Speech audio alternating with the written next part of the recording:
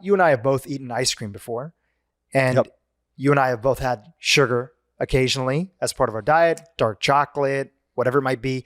Even maybe, I don't drink sodas, but I will drink a natural quote unquote soda, which still would have plenty.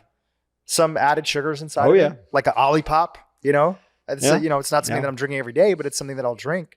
Yep. And I think that people are asking the question, which is what percentage, just to think of it this way, I know it's not just about calories, but what percentage of our diet can still contain, let's start first with ultra processed foods, right? Again, ultra processed, right? Which is different than processed, because processed is everything. Everything's processed. Well, to some extent, right?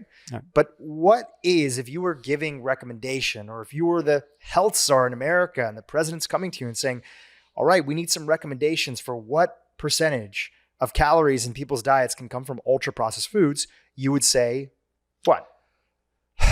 That's a tough question. Here's what I can say. Every percent increase in ultra processed foods increases risk of cancer by 1.2% and diabetes by 1.5%. So I can't give you a threshold. I can just give you sort of the risk factor for doing it. I can't tell you specifically, stay below 10% ultra processed foods and you'll be fine. Or stay below 30% ultra processed foods and you won't get disease or anything like that.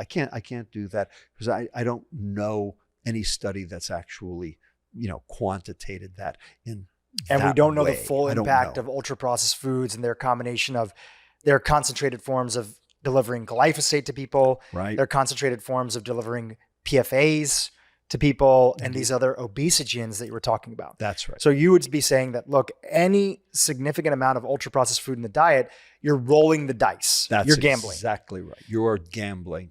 Now, some people, maybe the gamble will pay off. But in general, you're going to end up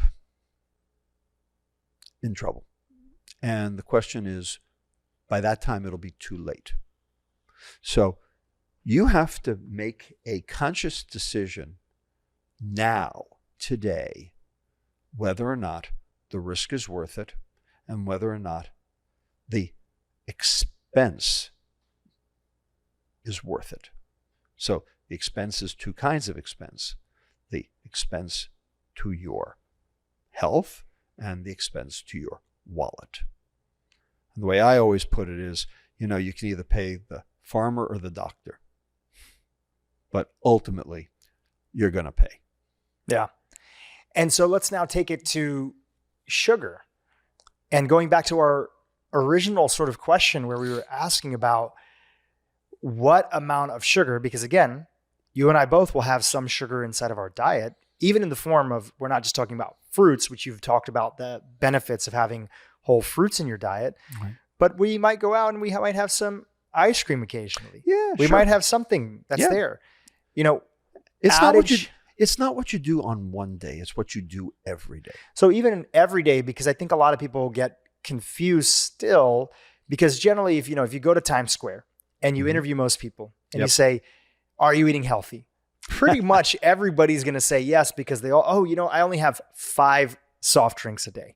My cousin has a whole liter. Right. So I'm doing better than them. As they walk into Nathan's. Yeah. As they walk into Nathan's. Or, are you healthy? Yeah, I only smoke 1 cigarette a day. Right. Because that's their definition of healthy compared to the people that they spend time with. So I actually think there's a lot of people that are listening that are actually genuinely confused when they're looking at nutritional labels and the food that they're eating. Is there a threshold, since our government isn't putting any sort of values of what is the total amount of sugar? And this has become a big debate because right now, going back to, you were mentioning the Obama White House and Sam Katz, right? Sam Katz, yeah. He's now an advisor on a new drink that's been launched by Michelle Obama. I'm aware. Plezzy. I got it. And there's a lot of debate on Twitter that people are having because it has 10% of its sugar is added sugar, I believe. Right. And I'll fact check that and put it inside of the show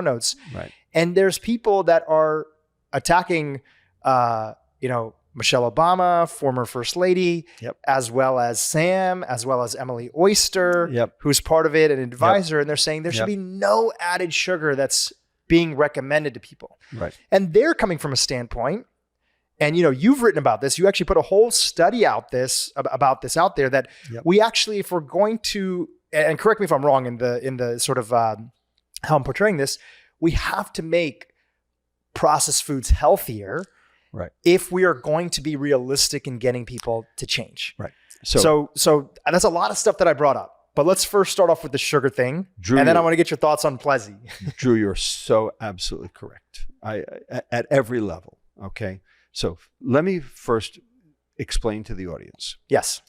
I am not a purist. Mm-hmm. I am a practicalist. I'm a pragmatist.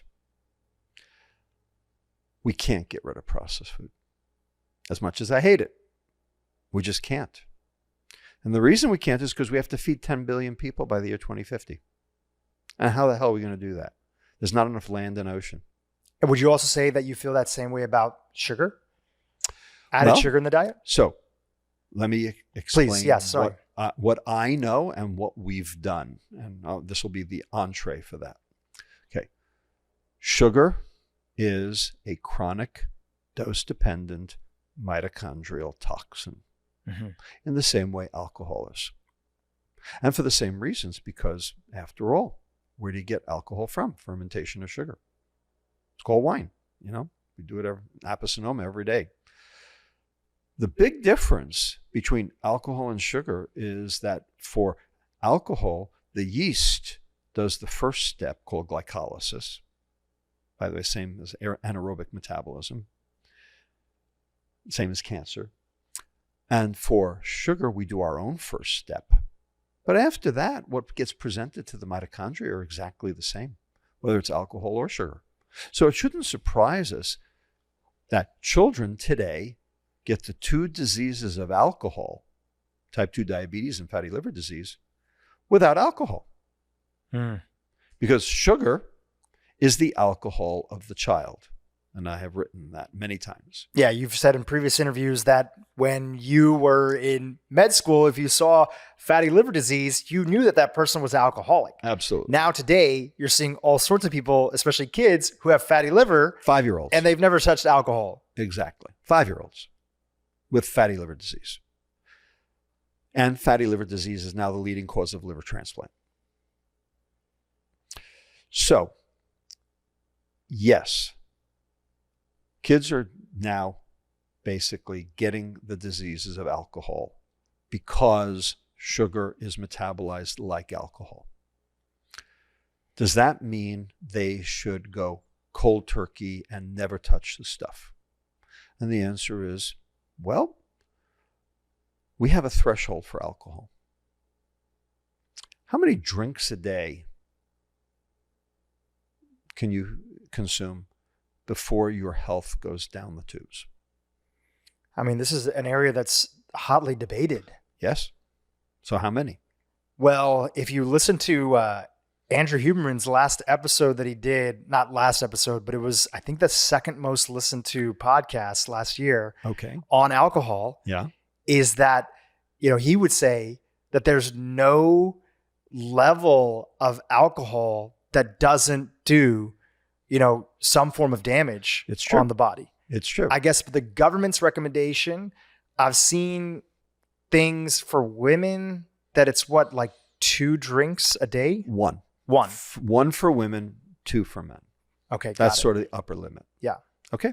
1 drink will get you about 25 grams of alcohol. Well, is that a beer or is that? No, that's hard liquor? Yeah, or wine? That's more like wine. Okay, got it. Glass of wine. Beer's a little lower.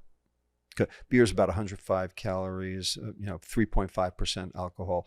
Wine's about 140 calories, more like 8 to 14% alcohol, depending on whether it's white or, a bold red.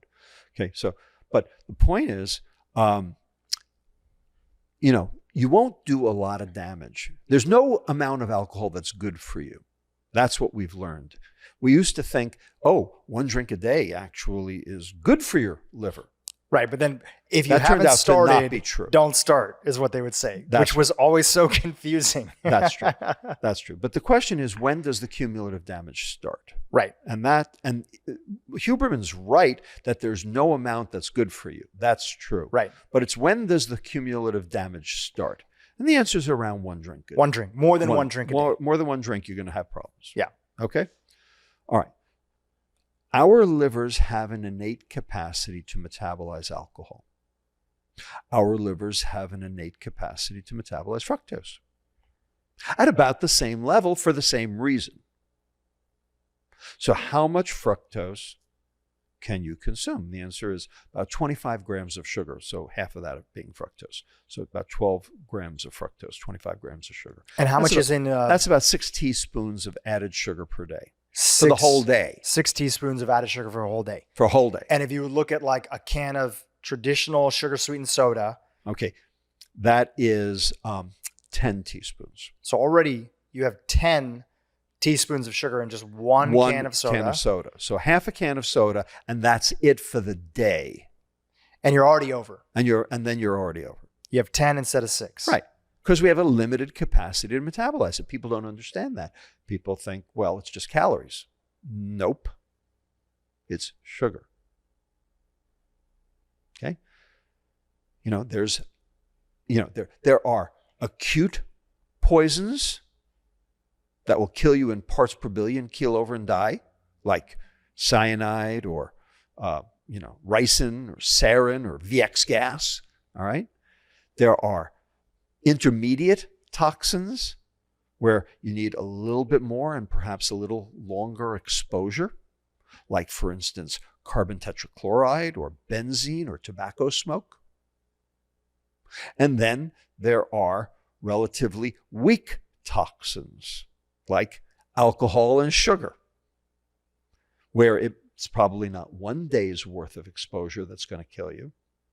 It's going to require 10 years to 30 years of exposure.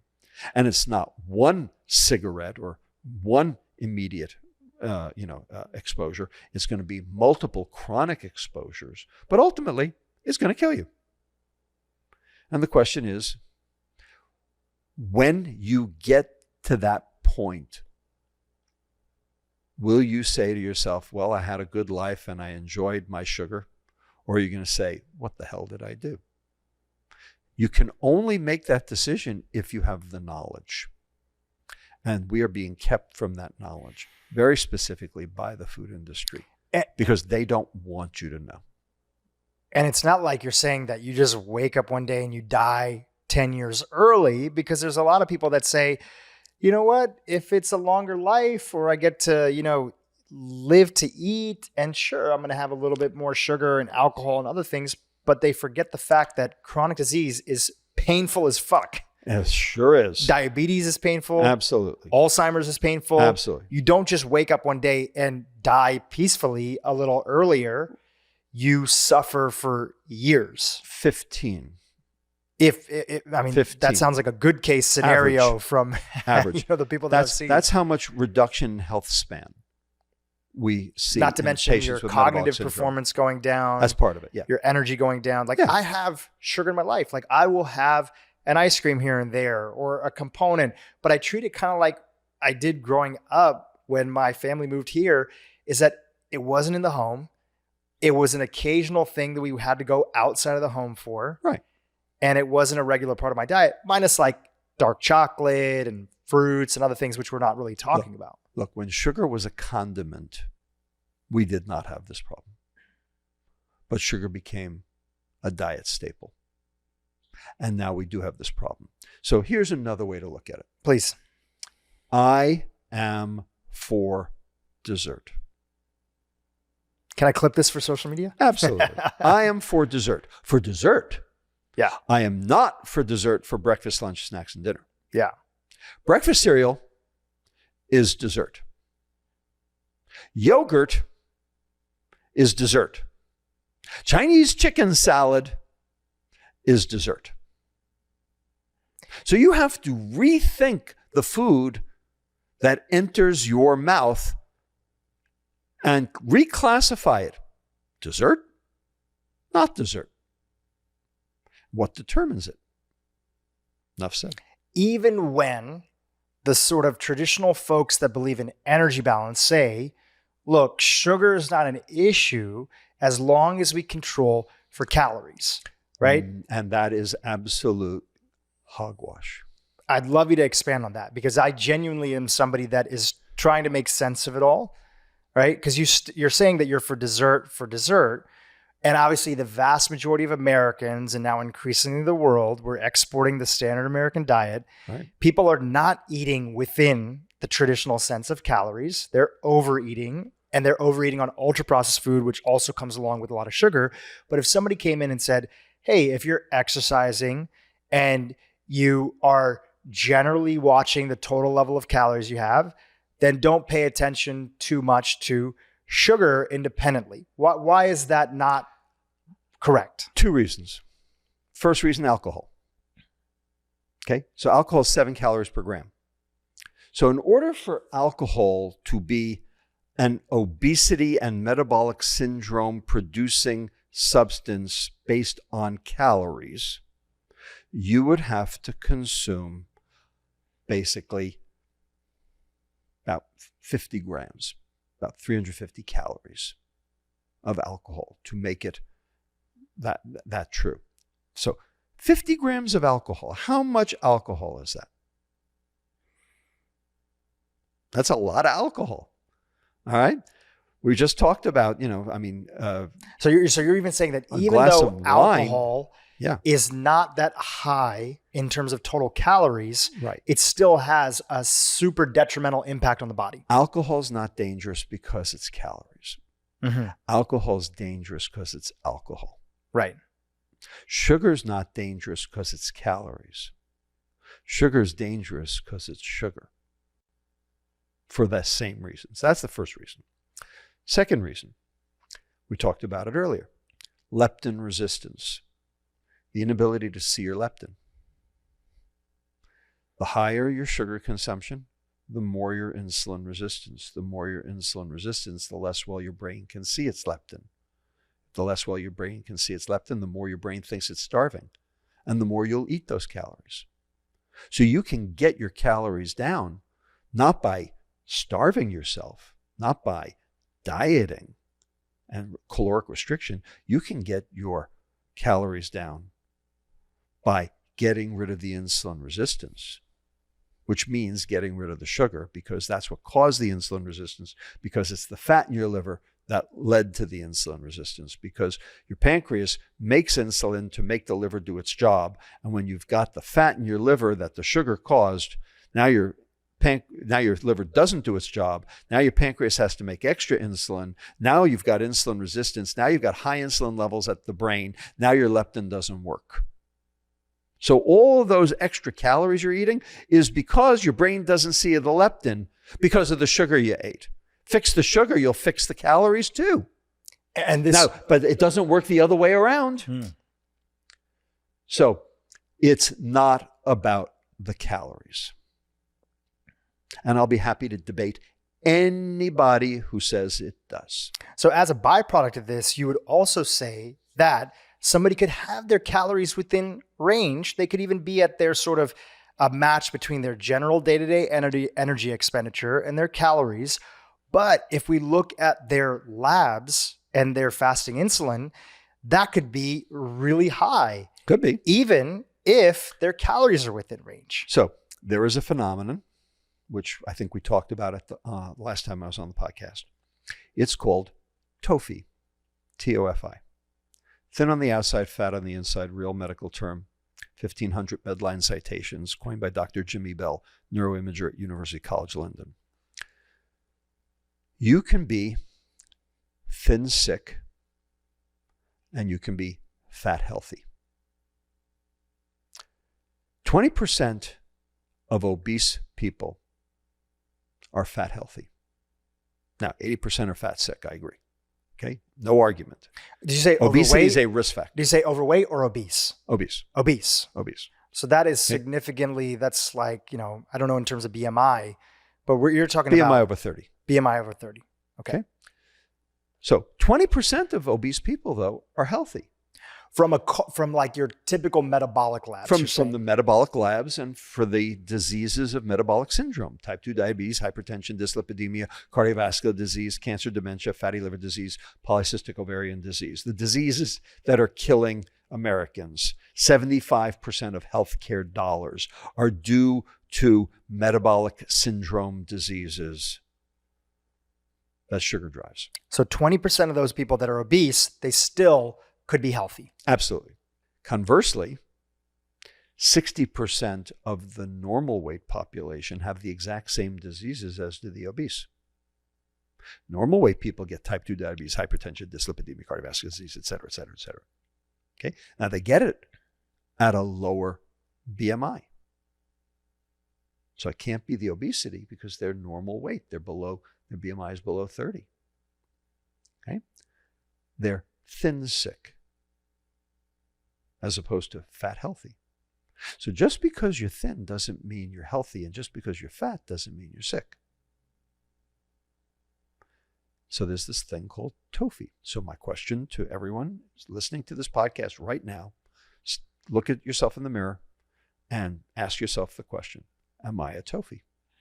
And generally, a lot of people wouldn't know this, but what body fat percentage would that be, right? Well, it could be very little body fat percentage.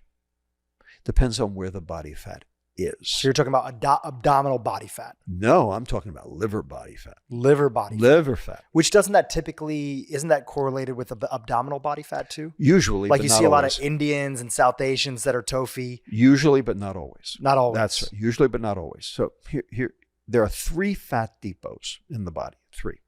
Okay. And they contribute differentially to disease. This is very important. Fat depot number 1, subcutaneous or big butt fat. As in, does this bathing suit make me look fat? Never answer that question. Total loser. Okay. Guaranteed. Okay. Now, here's the question. How many pounds of subcutaneous fat do you have to gain before you get sick? Ooh. I'd love to know. About 22 on average. Okay. 10 kilos, before 22 type pounds. 2 diabetes and other things comes in. Exactly. Okay. 22. Now, why so much? The answer is because subcutaneous fat does not drain into the liver. Subcutaneous fat drains into the heart. So when subcutaneous fat accumulates, the border of the fat vacuole in the fat cell starts to break down. The grease gets spilled. The macrophages come in to clean up the grease. They release the cytokines. The cytokines then circulate in the peripheral bloodstream, which is 6 liters. And so the concentration doesn't go up very high. And so the liver doesn't see a very high concentration of these cytokines. And it's the concentration of cytokines that the liver sees that determines whether or not the liver gets sick. So about 22 pounds. All right. Fat depot number 2, visceral fat, belly fat. And the fat between organ systems. Yes. Yeah. The visceral fat. It's called. How many pounds or kilos of visceral fat do you have to gain before you get sick? I would guess it's probably less than 22. 5. 5. Maybe 6. Okay? 22 for subcu fat because it drained into the general circulation. 5 or 6 for the visceral fat because it drains into the portal vein. The portal vein goes straight to the liver. So if your visceral fat accumulates and you start breaking down that fat vacuole and the grease starts spilling and the macrophages start coming in, okay, those cytokines are going to be at much higher concentration because they only have to populate the portal system, the portal vein, from the gut to the liver. There are 2 portal systems in your body. What's a portal system? What's a portal system, and also what is draining? Like what is actually draining? Exactly. So that's right. What does it drain? So normally, the way blood goes in your body, it goes heart, aorta, artery, organ, vein, vena cava, heart. Okay. That's called a systemic circulation. A portal circulation goes like this: heart, aorta, artery 1, organ 1, artery 2, organ 2, vena cava, heart. So the blood has to go through 2 organs to come back to the heart. And there's information being carried from organ 1 to organ 2, which tells organ 2 what to do. So there are 2 portal systems in the body.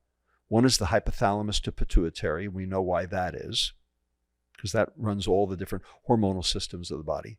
And the other one's pancreas to liver, because the liver is the primary target of insulin action. And so when the liver gets fat, the pancreas has to make more insulin to make the liver do its job.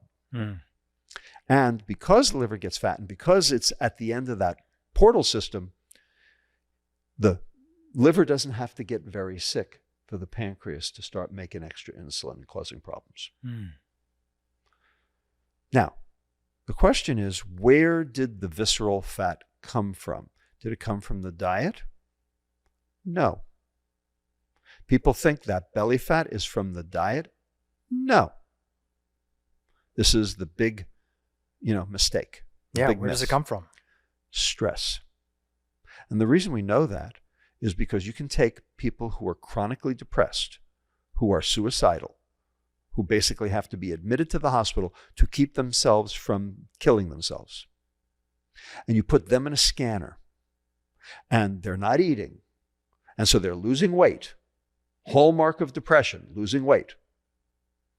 And their subcutaneous fat is going down, and their visceral fat is going up. They're losing weight, and their visceral fat is going up.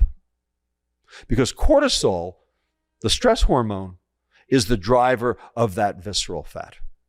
So would you say that for most people that are dealing with belly fat, stubborn belly fat, that stress is the primary driver? Absolutely. I guess where that's a little bit, where I'm trying to contextualize that is that those people also probably, the vast majority, are also still consuming extra calories. Of course, because that's one of the treatments for stress, is overeating. So you could say that you could potentially create a control experiment where you had people losing weight, you stress them out to such a degree that the cortisol is increasing in their body and their belly fat goes up. So we did the opposite at UCSF. We did a study where we took patients with exactly that situation and taught them mindfulness. So yeah, can you explain what that study was? It's like, what was the condition? It was called the SHINE study. Were you controlling for what they eat or anything else like that? We took postmenopausal women and we basically taught them how to meditate. So you weren't controlling their food or anything like that? We didn't touch their food. We only taught them to meditate. But we studied them before and 6 months and 18 months later. And when you say studied, what were you looking at? We were looking at their fat depots. And cortisol as well? Cortisol, and also insulin and insulin resistance. Exactly. And what we found was that weight didn't change that much. But in the mindfulness group, their belly fat went way down and their insulin levels went way down. Could that also be, just asking, is that also a byproduct of you've lowered your stress, you're doing less sort of stress eating and coping, and so naturally you're sort of adjusting and not reaching out for sugar and processed foods? Exactly. So you're not saying that calories wasn't a part of the equation. Well, but they didn't lose weight. They didn't lose weight. They didn't lose weight. But there was an adjustment in where that weight was distributed? Exactly. And that correlated with improvement in their metabolic health, unrelated to weight.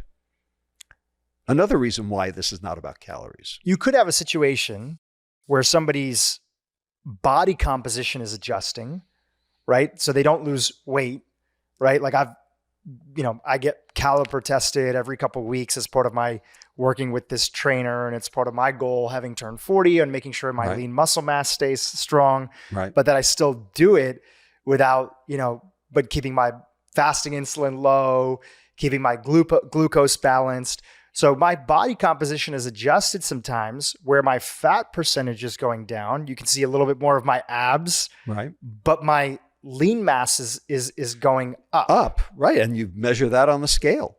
Exactly right. The more muscle, the better off you are. But there could be a week where my weight kind of stays the same, but my body composition is improving. Indeed. And that's what we showed in this mindfulness study. So it's called the SHINE study. It was run by Rick Hecht and Alyssa Epple, my colleague. We've had her on the UCSF. podcast before. She's yes, great. Absolutely. She was the co-PI on this, and we showed that mindfulness did not change weight; it changed health because it got rid of the cortisol, because it got rid of the insulin resistance, because it got rid of the visceral fat. Would one way to know that even the next degree, could you potentially control calories and really drive it home potentially? Sure. Is that a possibility? Sure. I'm just sort of asking, I'm stress testing the idea because we have so many people in our audience who hear different sides of the story from different people. And I'm just trying to, because I have this time with you, I'm trying to ask the tough questions that enlighten us all. Right. What that would do is that would help reduce subcutaneous fat, which of course is the fat that everyone sees. Right. But it's not the fat you can see that makes you sick. It's the fat you can't see that makes you sick. That's the nugget of truth that people don't want to own up to. So the fat deposits, one was the subcutaneous fat, one was the visceral fat. And number three, liver fat. Liver fat. So how many pounds or kilos of liver fat do you have to accumulate before you get sick? It's got to be a super tiny amount. It's got to be probably less than half a kilo, 1 pound. Okay, got it. Now, can you measure 1 pound on the scale? You can. No, you can't. You can't. No, you can't. Because there's so much poop. Yeah. I mean, there's so much weight fluctuation. It's in the realm of error. Yeah. Okay. Depending on your bowel movement that day, and a bunch of other things. Yeah. No, you can't measure 1 So pound. people don't know that they're getting fat in their liver. Exactly. But the fat in your liver is the primary driver of that chronic metabolic disease. And today, 45% of Americans have fatty liver disease. Considering that no one had ever heard of non-alcoholic fatty liver disease before 1980, and now 45% of Americans have it, that is the biggest epidemic in the history of the world, including COVID. And you're saying that is driving chronic disease? Exactly. But also our obesity epidemic? Well, if you become insulin resistant and your pancreas has to make more insulin and your insulin levels rise, and then that insulin works on your adipocyte, yes. Because having a fatty liver is part of the process of somebody ultimately becoming insulin resistant? Exactly right. It's mind-blowing when you start to understand it. So 22 pounds of sub-Q fat equals 5 pounds of visceral fat equals 1 pound of liver fat. You tell me which one's worst. What is the worst? I mean, it sounds like essentially what we're doing is we are creating foie gras with our entire population. We're force feeding sugar. And what do you make? What do you give to the goose to make the foie gras? Corn, I believe. Well, right? refined carbohydrate, but you know what makes it go faster? What? Sugar. So what are they serving to the goose to create this fatty liver that is served as a delicacy, which we call foie gras? Oh, well, I don't eat it. They don't serve it. They stuff it. Yeah, they literally shove it down its throat. They shove it down which its is why it's gullet. considered a cruel practice. Exactly. But what is the mixture? Do you know what they're giving them? It's a corn sugar mixture. Corn sugar. So corn and sugar. Corn and sugar. Yeah. Would it have a large percentage of fructose? Yeah. Yeah. Yeah. That makes it the fastest. And so essentially most people are doing this voluntarily because ultra-processed foods are so addictive and their palate and their brain has been hijacked. Right. And it's soft drinks that are the main lining of that sugar to soft create that component. fatty liver. That's right. So we have to fix that first. And when you fix the fatty liver, you'll fix the insulin resistance. When you fix the insulin resistance, you'll fix the insulin. When you fix the insulin, you'll fix the leptin. When you fix the leptin, you'll fix the weight. Which is why your classic tagline, if you could repeat it for us, starts off with protecting the liver. So let's talk about how we can all fix this. In my book, Metabolical, I basically say that in order to turn metabolic disease around, you have to adhere to 2 precepts. Protect the liver, feed the gut. 6 words. Protect the liver, feed the gut. 2 clauses, 6 words. Now, the reason I did that, the reason I said that was because Michael Pollan, in his book Food Rules, said 7 words. He said, eat food, not too much, mostly plants. Right. I had to come in under that. Yeah. But would you still agree with that advice of Michael Pollan? No. You don't think that gets the full equation? Michael's a friend. I've had him to dinner at my house and his wife Judith, and they're wonderful and delightful. I actually think that those 3 clauses are all incorrect. Eat food. Well, we just learned that processed food is not food. Mm-hmm. Not too much. Well, he doesn't consider like ultra processed foods. I understood. But he does say if you can make it inside the home, he's okay with French fries as long as you make it inside the home. Yeah. But he knows that that's very tough to do. Right. But you guys still disagree. He would still consider French fries food, and you don't consider that. If you burn the olive oil, maybe not, when you're making the French fries. Not too much. Well, you know what? If you fix the leptin resistance, you won't eat too much of your own volition. You don't have to worry about it. But you still do agree generally that we don't want people to eat too much. Of course. But you guys have a different opinion on sort of the mechanism of getting there. Right. Okay. And finally, mostly plants. Well, don't forget Coke, Oreos, and Doritos are all vegan. So I had to come in at fewer words than 7. So I said, protect the liver, feed the gut. I lied. There are 3 more words. Support the brain. Right. I was going to say it's incomplete. There's a little bit more to it. And I thought about it and I thought about it. Do I want to put this in the book? Do I want to put this in the book? If I do this, it's going to increase the number of chapters by 4. And it's already 416 pages. Do I really need this? And I decided, you know what? Save it for the next book. But there's actually 9 words. Protect the liver, feed the gut, support the brain. We call this now, this rubric of 3 principles, the metabolic matrix. These 3 clauses: protect the liver, feed the gut, support the brain. Now, we started talking about how are we going to feed everybody. We started talking about the fact that ultra-processed food is not going away. And to be honest with you, I don't even think we want it to go away because we have to feed 10 billion people by 2050. And we're not going to be able to. We can't afford the food waste, and we can't afford the inefficient land use that is inherent in real food. As much as I want processed food to disappear, I know it won't, and I know it can't. And of course, the food industry will never let it because this is way too profitable for them. So this means that we have to come to some peaceful coexistence, like we did with tobacco, like we did with alcohol. We have to find a peaceful coexistence. This is why I said I'm not a purist, I'm a practicalist. We have to somehow find a way to make processed food healthy. And we've done it. So let me tell you about my most recent project.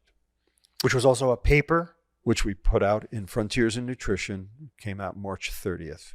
And the title of the paper is The Metabolic Matrix, Re-Engineering Ultra-Processed Foods to Protect the Liver, Feed the Gut, and Support the Brain. The first author is Tim Harlan, who is the head of culinary medicine at George Washington University. Rachel Gao is the second author. She is a fatty acid expert and ran the NIH's omega-3 ADD trial. Third author is Andreas Kornstadt, who is a data scientist, computer scientist from Stanford, lives in Hamburg. Fourth is Wolfram Alderson, who happens to be my social media director and also happens to be a food activist and advocate for his entire career, and then me.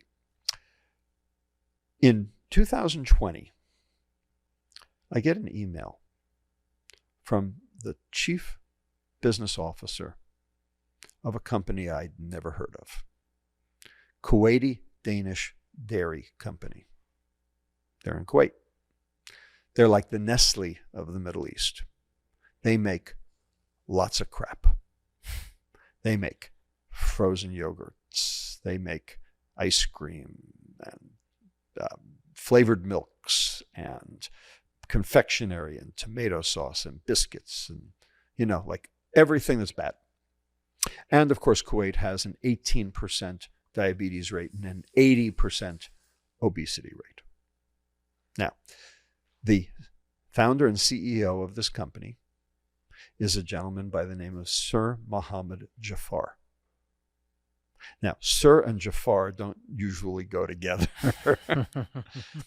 He's a Kuwaiti national who was born in the UK, and he's founded this company, and KDD fed the Kuwaiti population through the first Gulf War, and Queen Elizabeth knighted him.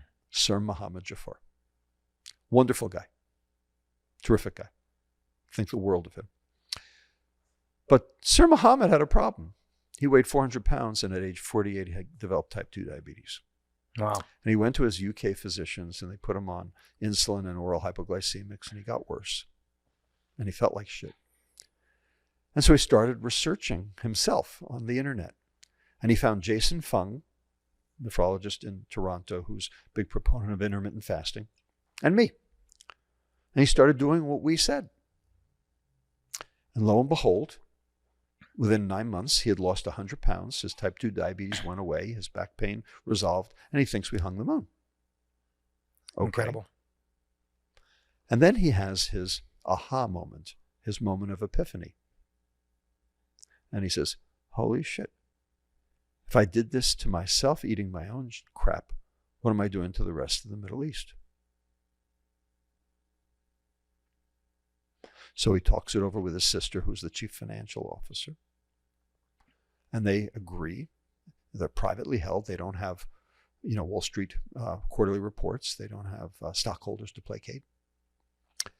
They're going to turn this company around. And they're going to make processed food healthy. They're going to be part of the solution instead of part of the problem. And so the chief business officer of KDD emails me, would I have an audience with Sir Mohammed? Sure. So we have a lovely conversation over Zoom during the pandemic. And he stakes us to developing a scientific advisory team, which I've just mentioned, and to basically evaluate their entire 180-item portfolio to determine what needs to stay, what needs to go, how to make what stays healthy, and how to re-engineer it and how to market it. Wow. By the way, I took no money for this because it's a food company, conflict of interest. Did this gratis. Even that means, you funding the team, like everybody's time? So everyone cut their own contract. Everybody had an individual relationship. You're just saying your relationship my was relationship you didn't take on any was money. no money in my pocket. Yeah. For this effort. Okay. Conflict of interest. I'm very, very clear. I do not take money from food companies. Okay. Anyway, we developed a procedure. We developed a set of principles. We developed a tier system to determine how to get from tier 3, which means basically poison, all the way up to tier 1, which would basically be the healthiest thing on the planet. And what steps had to be achieved and what criteria had to be met. We sent all of their ingredients that they use for biochemical analysis by a company called Eurofins, which is in Des Moines, Iowa, so that we knew exactly what was in the food, so we knew what we were dealing with in the first place. We rethought all of their recipes. We rethought all of their components. For instance, there are no cows in Kuwait because it's too hot. They get all of their milk from milk powders from New Zealand. Well, what were the cows in New Zealand consuming? What was in the milk powders? We had to test it. Was there any omega-3s in the milk powders? We had to test it to find out exactly what we were dealing with to start with and whether or not KDD had to change vendors in order to be able to do this. We had to think about how to get certain ingredients into the food, like omega-3s. And how would we do that? We had to talk about sugar a lot. What are we going to do? And we said, if we take the sugar out, you can't make ice cream, you can't make frozen yogurt, you can't make flavored milks.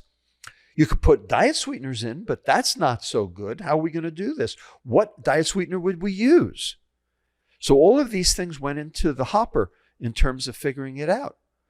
We also had to be able to sell it because we're not trying to put KDD out of business. We're trying to actually help them grow their business, not kill it. So we had to talk about the role of fructose on the reward center. We figured out that we had to keep 1 teaspoon of sugar per serving in order to get that nucleus accumbens activation, to make the food worth eating. Have you ever tasted a no sugar chocolate bar? Oh, yeah. Like 100% cacao? No. Like with, like sweeteners. Meaning it has no sugar. But it's sweet. It's sweetened with like stevia. Yeah. Yeah, I've tried some of those. Yep. What do you think of them? You don't get that full sugar effect. Right. Like a Lily's brand. Do you ever want to go back for another one?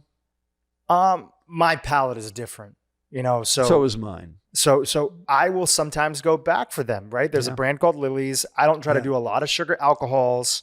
Yep. But I'll sometimes now we know erythritol is associated with cardiovascular disease. That's a little controversial because the study wasn't well done, and we had a lot of people kind of dissect It's a meta-analysis, and it's garbage in, garbage out. I got it. Yeah. I got it. But there are some concerns that people have. In particular, my body tells me immediately, and I have a very sensitive gut. So if I have too much erythritol, I feel it in my gut right away. Many people do. So, but going back to your point that you were making, you were asking me like, have I ever had chocolate that is not sweetened with sugar? You said, do you ever want to go back? And I said, well, my palate's a little bit different. I do sometimes, but I don't want to reach for it the same way that I reach for real sugar. Right, exactly. So we needed to basically spike the whatever the product was with enough sugar to make it valuable from a taste standpoint, but not enough to cause damage. And that for you found out was a teaspoon. 1 teaspoon. 1 teaspoon. 4 grams of sugar, 2 grams of fructose. Recognizing that the ultimate lid, the upper limit, is 12 grams. And how did that compare for what previously they had per serving? It's like, a 77% reduction. So now you have 4 grams of sugar per serving. Right. And so previously they were having almost 16 to 20 to sometimes 24 grams of sugar. Okay, got it. Per serving. Per serving. Right. So how do you extend the sweetness? Like if it's ice cream, 4 grams of sugar ain't going to do it. How do you make ice cream with 4 grams of sugar? Kind of hard. So we had to basically do a lot of experimentation. And Tim Harlan got really good at making ice cream. Made a lot of ice cream during this thing.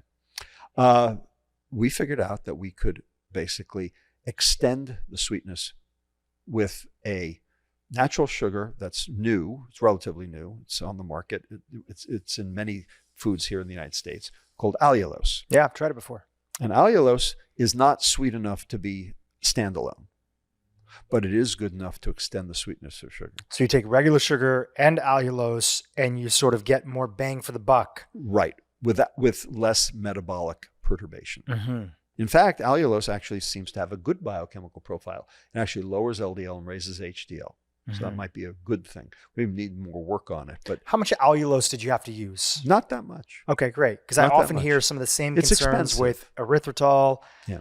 about allulose, that a lot Right. of it can cause some gut irritation, Yeah, but we you didn't have to use use much. that much. No, we didn't have to use much. So was that it? Was that the magic formula right there? Well, that's one of the magic formulas. We had Uh-huh. a lot of magic Yeah, formulas yeah. to make this work. The point is that all of this is in the paper, and we very specifically told KDD when we took this job on, when we agreed to this project, that we would be publishing this as a roadmap for other companies to be able to follow suit, because it doesn't matter if KDD does this. Right. It's not going to fix the world's problem. Yeah. Everyone has to do it. And so Yeah. they have to know how. And so that this had to become public knowledge. This was not a proprietary issue. And the honest truth is that I feel like I'm so glad that this individual, KDD, and the company and his whole team, which was a part of it, was so excited, because you do need, people that are key stakeholders to get behind it. Yeah. And my personal experience, having friends in the Middle East, family in India also as well, which is not the Middle East, but Right.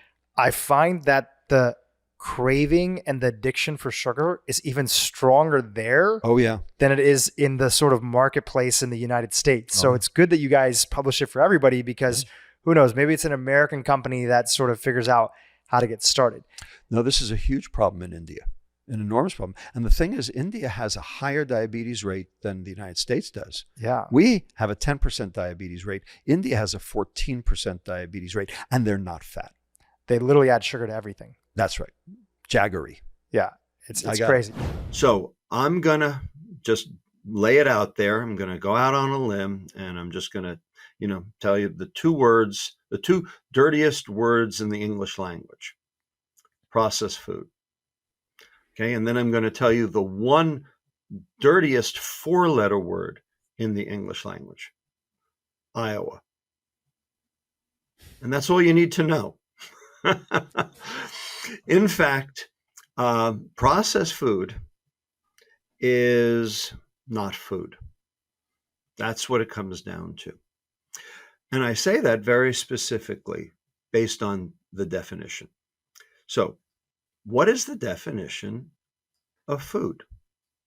If you go to the dictionary, which I did, here's the definition: substrate that contributes to either the growth or burning of an organism. I have no problem with that definition. That's a fine definition. The growth or burning of an organism. All right? Now, processed food is high sugar, low fiber. Real food is low sugar, high fiber. So let's talk about what food is, what processed food is, and whether or not processed food actually meets this definitional criterion. So let's talk about burning first. Turns out sugar, this molecule that we all love, we all seek, which actually is addictive in 20% of the population, just the same as alcohol. Turns out fructose, when you burn it in a bomb calorimeter, gives you 4 calories per gram. Same as protein, same as other carbohydrates. But we're not bomb calorimeters.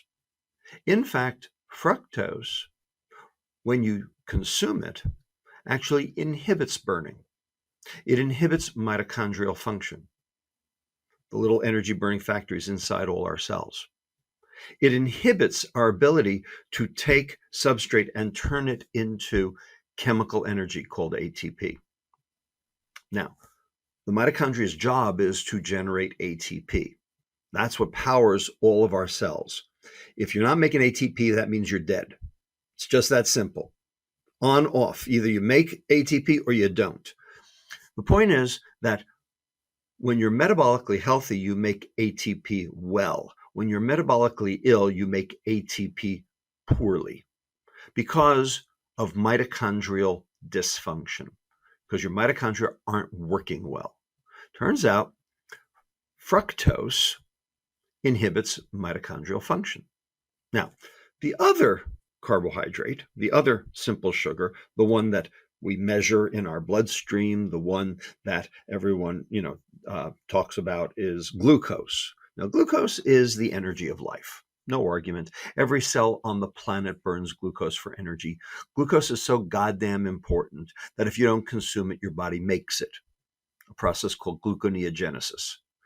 So fat will turn into glucose in your liver. Amino acids will turn into glucose in your liver. People who eat no carbohydrate at all, people on the ultimate ketogenic diet, if you will, okay, still have a serum glucose level. And the reason is because their liver will take the fat and the protein and turn it into glucose. That's how important glucose is. All right? Glucose, for lack of a better word, is essential. But it's not essential to consume it. It's essential to have it, but it's not essential to consume it because your body will make it.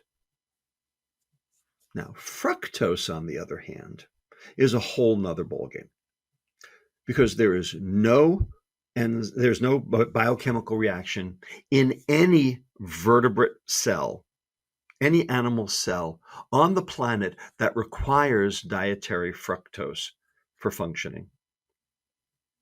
And it turns out that fructose is a mitochondrial toxin. And the reason is because it inhibits three separate enzymes in mitochondria. And here they are for the science crowd. Number one, it inhibits AMP kinase. AMP kinase is the fuel gauge on the liver cell. It's the enzyme that tells your cell you need more energy. And it's also the enzyme that generates more mitochondria, mitochondrial biogenesis. So if you inhibit AMP kinase, basically you're telling your cells you don't need to make energy. Number two, it inhibits an enzyme called ACAD-L, ACAD-L, acyl-CoA dehydrogenase long chain. This is an enzyme that starts the process of cutting fatty acids into 2-carbon fragments for beta oxidation, which is basically what ketogenesis is. All right, is being able to use ketones for beta oxidation. Well, you have to make those 2-carbon fragments to make the ketones. And so ACAD-L is essential for that. So if you inhibit that, that means you're inhibiting beta oxidation. And finally, number three, it inhibits the enzyme through uric acid, and we will talk about uric acid, no doubt, because it's hot topic with Rick Johnson's book, Nature Wanted Us to Be Fat, and David Perlmutter's Drop Acid, all coming out within a week of each other. So, on the tip of everyone's metabolic tongue right now. Okay, because fructose increases uric acid inhibits the third enzyme in the mitochondria called CPT1, carnitine palmitoyl transferase 1. This is the enzyme that regenerates the shuttle mechanism called carnitine that allows fatty acids to be imported into the mitochondria so that they can be beta oxidized. So if you're slowing down mitochondrial function, you're inhibiting the ability to generate ketones for beta oxidation, and you're inhibiting the ability to even import those ketones or fatty acids into the mitochondria for beta oxidation. Guess what? You end up with less ATP. So fructose inhibits burning. Glucose stimulates it, fructose inhibits it. Okay, so that's burning. Now let's do growth.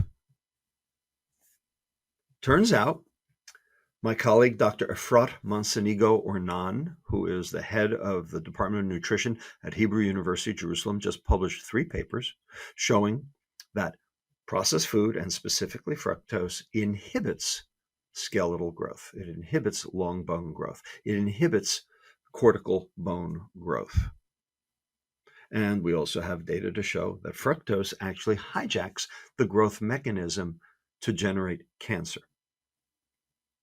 So, bottom line, fructose does not lead to growth. It basically hijacks growth to autonomous growth rather than regulated growth. So, if you're not burning and you're not growing, are you a food? So, sugar, and thereby proxy, processed food, is not food. So, if you're consuming not food, what do you think's going to happen to you? And that's how diet went off the rails 50 years ago. And that's what's wrong. Well, I know it's obvious, but sometimes the things that are obvious don't fully connect in people's minds until they hear it. What is happening? What are you seeing out there when it comes to the most common diseases that this whole interplay that you just covered connects to? Well, there are 8 diseases, 8 chronic metabolic diseases. They existed before 50 years ago, but they have jumped in prevalence so severely that these 8, when you group them and conglomerate them, now account for 75% of all healthcare costs in the United States. And I'll name them. Here they are: type 2 diabetes, hypertension, dyslipidemia, cardiovascular disease, cancer, dementia, fatty liver disease, polycystic ovarian disease. These are mitochondrial diseases. The point is that there is not one of those diseases was a child's disease. And now they're all child diseases. We never saw type 2 diabetes in a child before. And now 1 out of every 3 new diabetes diagnoses in children is type 2. Fatty liver disease was the disease of alcohol. And now 5-year-olds have fatty liver disease. Children are the canaries in the coal mine. Children are getting the diseases of alcohol. Children are getting the diseases of aging. Children are getting the diseases of mitochondrial dysfunction when they never did before. How come? Because they're eating processed food. Processed food is a relatively recent invention. Started after World War II because we started subsidizing commodities during the first Farm Bill, 1933, with the Depression and the Dust Bowl. And World War II basically figured out how to process food and deliver it en masse to, the army. And then we, realized we could make money doing this. And it was good for waste because, it increased shelf life. And so we went into mass production mode of processed food. And that's when the chronic metabolic diseases started, rearing their ugly head and started being seen in children. So there was no such thing as fatty liver disease until 1980 in anyone. Today, 45% of American adults have fatty liver disease and 25% of children, when this wasn't even a disease before. So you got to look to say, all right, what happened? And the bottom line is processed food happened. To take that analogy a little bit further, you also write in your book that you're calling these diseases, but in a way, these top 8 that you just listed, they're not actually diseases. That's Now, right. Tell us why. Take it to the next level and help us understand that. That's right. So these are the diseases that have ICD-11 codes. These are the diseases that doctors learn about in medical school. I know because I'm a doctor and I learned about them in medical school.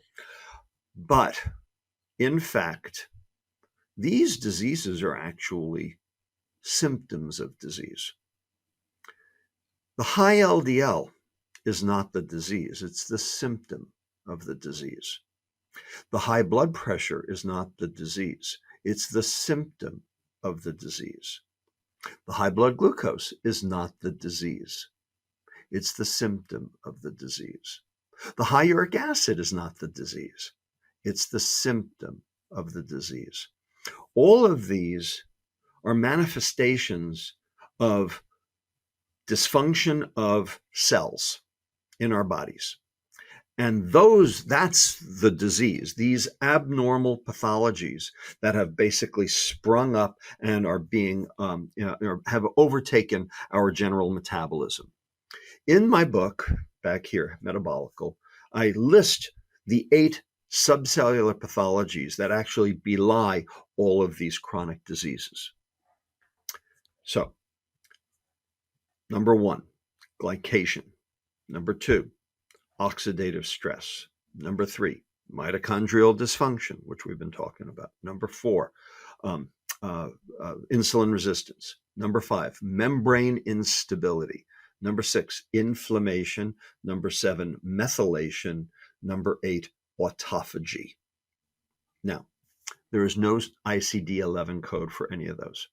Doctors don't get reimbursed for any of those. Doctors don't know what they are because they're not taught in medical school. Doctors don't know how to teach patients what they are, because why would you bring something up in a doctor-patient conversation when you don't have any answers for them? So, like, why would you bother? So the doctors don't know, the patients don't know. And it turns out those 8 that I just mentioned belie all of those other chronic metabolic diseases.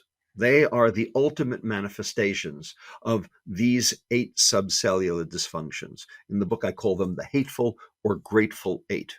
When these 8 processes are working right, you'll be 110 playing tennis. When they're working wrong, you'll be 40 years old in a wheelchair with 2 stumps on dialysis, waiting for your next stroke. And of course, everything in between. So fixing those 8 subcellular pathologies is what metabolic health is all about. The question is, how do you do it? How do you fix those 8? And the answer is, you got to look at the pathways. You got to look at the pathogenesis of each of those 8. My colleague at Touro University and I, Dr. Alejandro Gugliucci, and I put together a poster that you can get online. It's from Biotechny. Basically, it's the entire of metabolic syndrome on one poster, with all the different organs and all the different intermediary pathways that are involved.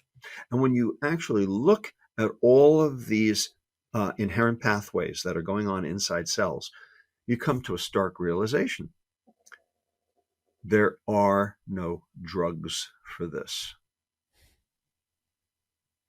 These 8 processes are not druggable. They are foodable. There's food to fix them.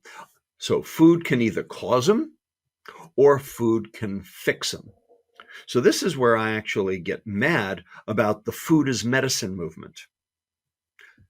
Real food is medicine. Processed food is poison. When you just say food is medicine, you're missing the point.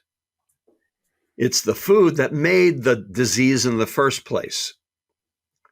So you have to understand that processed food is not food.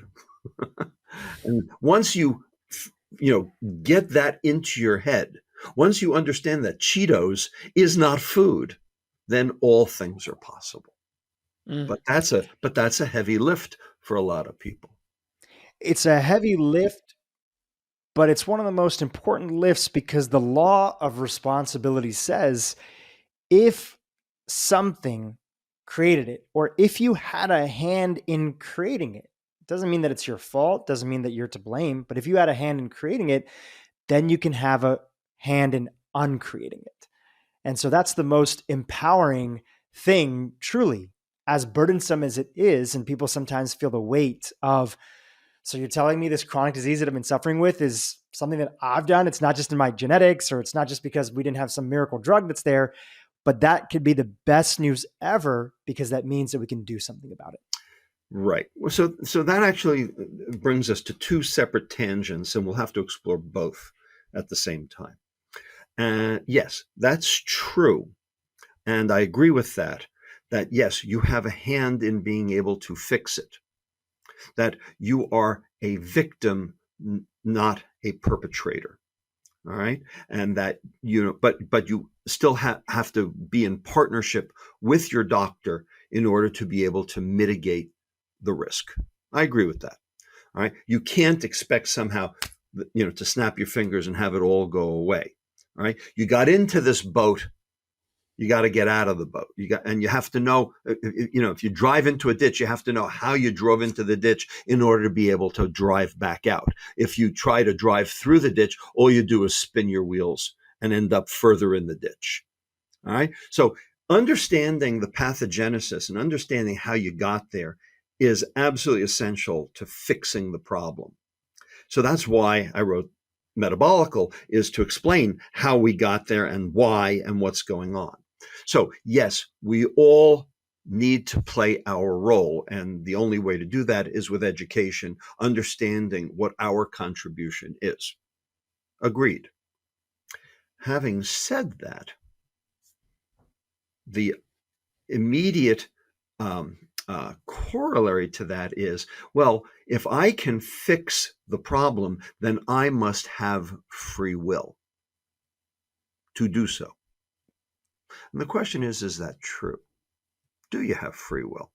And this is obviously a very big philosophical question that many philosophers, over many years have, tried to glom onto, anything all the way from Calvin to Einstein and many people in between.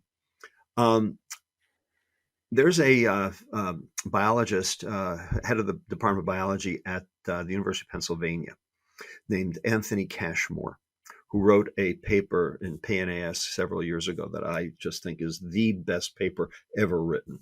And it's called The Lucretian Swerve. And it basically talks about free will as a method for being able to punish perpetrators, that we had to invent free will to justify being able to have a criminal justice system. All right. And that's the reason why there's free will.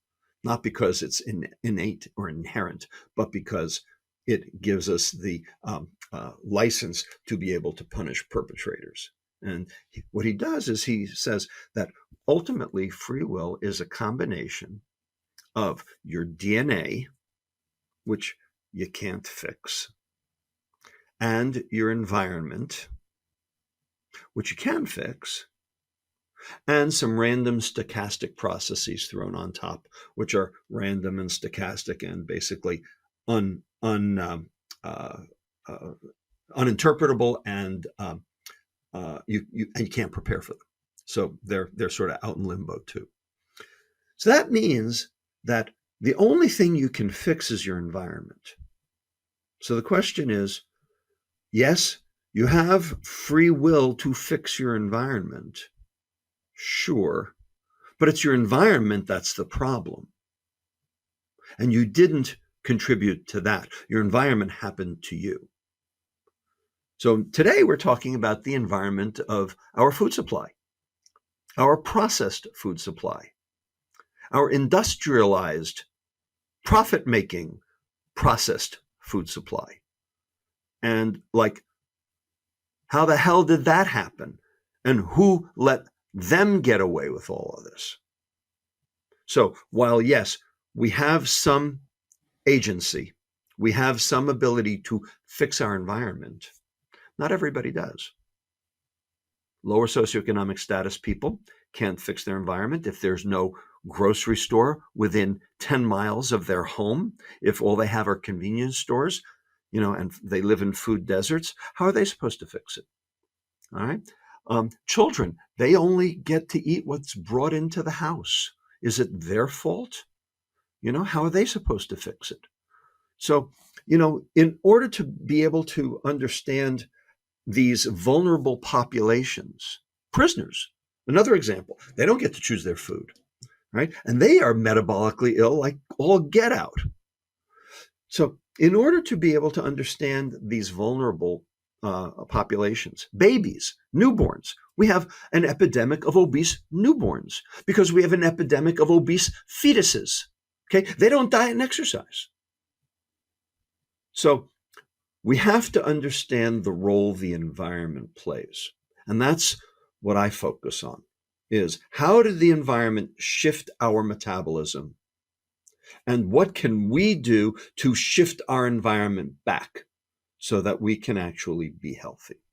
It's a powerful question. And as you've so diligently showed with your work, the right question sets us up for where to look. But if we're asking the wrong question, we're looking in the wrong direction. And we've been looking in the wrong direction for 50 years. And that's what I was going to get to, is give us some of the questions. The subtitle of the book is The Lore and the Lies of Processed Food, Nutrition, and Modern Medicine. Give us a few examples of the questions that either the processed food industry or that modern medicine was asking that led them down to different but parallel paths. So let's start with myth number one. Okay. And this is the myth that has to be debunked. Until this one is debunked, nothing good will ever come. Right? This is the nugget of truth. We got to start here. It's with this notion that a calorie is a calorie.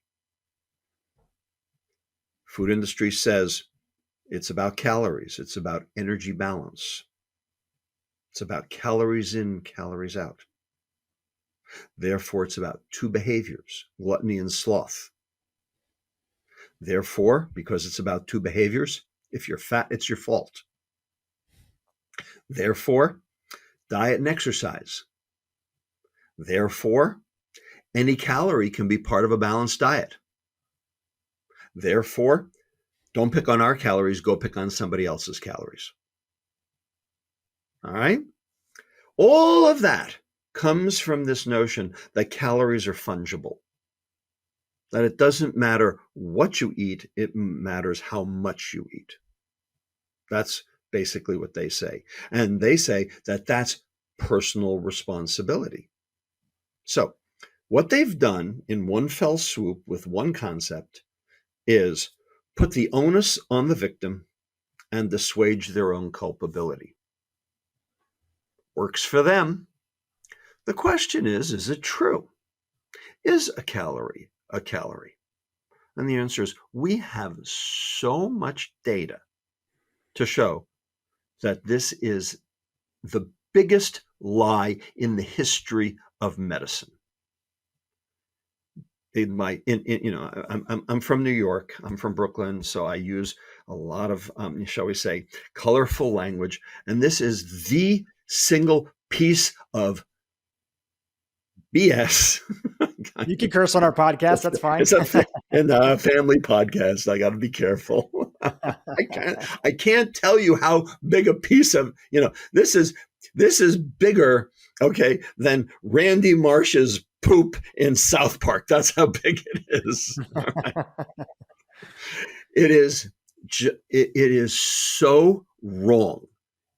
It was wrong from the day it was conceived, and it will be wrong till the day we finally trash it.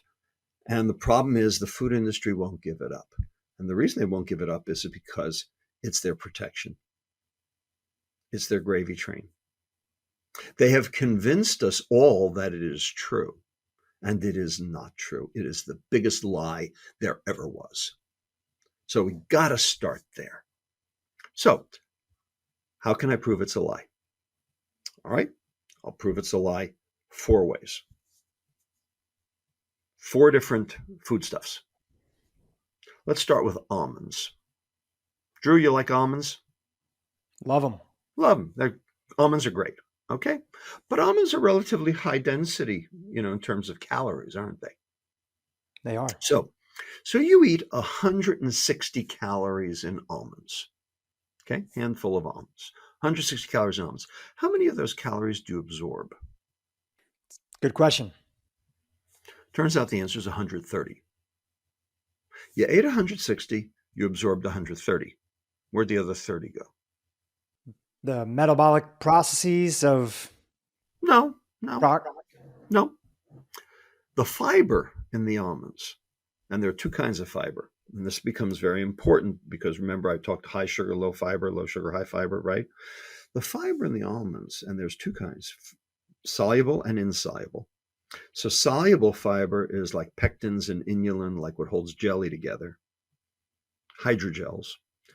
Insoluble fiber is like cellulose, the stringy stuff in celery.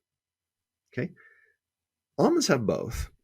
The stringy stuff sets up a lattice work on the inside of the duodenum like a fishnet. And the soluble fiber are globular. They plug the holes in the fishnet. And together they form an impenetrable barrier. You can actually see it on electron microscopy, a whitish secondary barrier that inhibits the absorption of simple sugars, glucose, fructose, sucrose, simple starches, in the duodenum so that they do not go via the portal vein to reach the liver and then overwhelm the liver, so that the liver stays healthy. You are protecting the liver with the fiber in the almonds. So the liver doesn't get the excess, in which case then it would turn the excess into fat through this process called de novo lipogenesis, new fat making, which is what fructose does in particular. And you don't generate an insulin response because you didn't generate a serum glucose response. Okay, this all has to do with the concept of glycemic load to keep the insulin down. Okay, and that keeps you metabolically healthy because insulin's the bad guy in the story. Insulin drives chronic metabolic disease because insulin drives growth, abnormal growth. It drives vascular smooth muscle growth. That's why you get coronary artery disease. It drives prostate and breast growth. That's why you get breast and prostate cancer because of the insulin.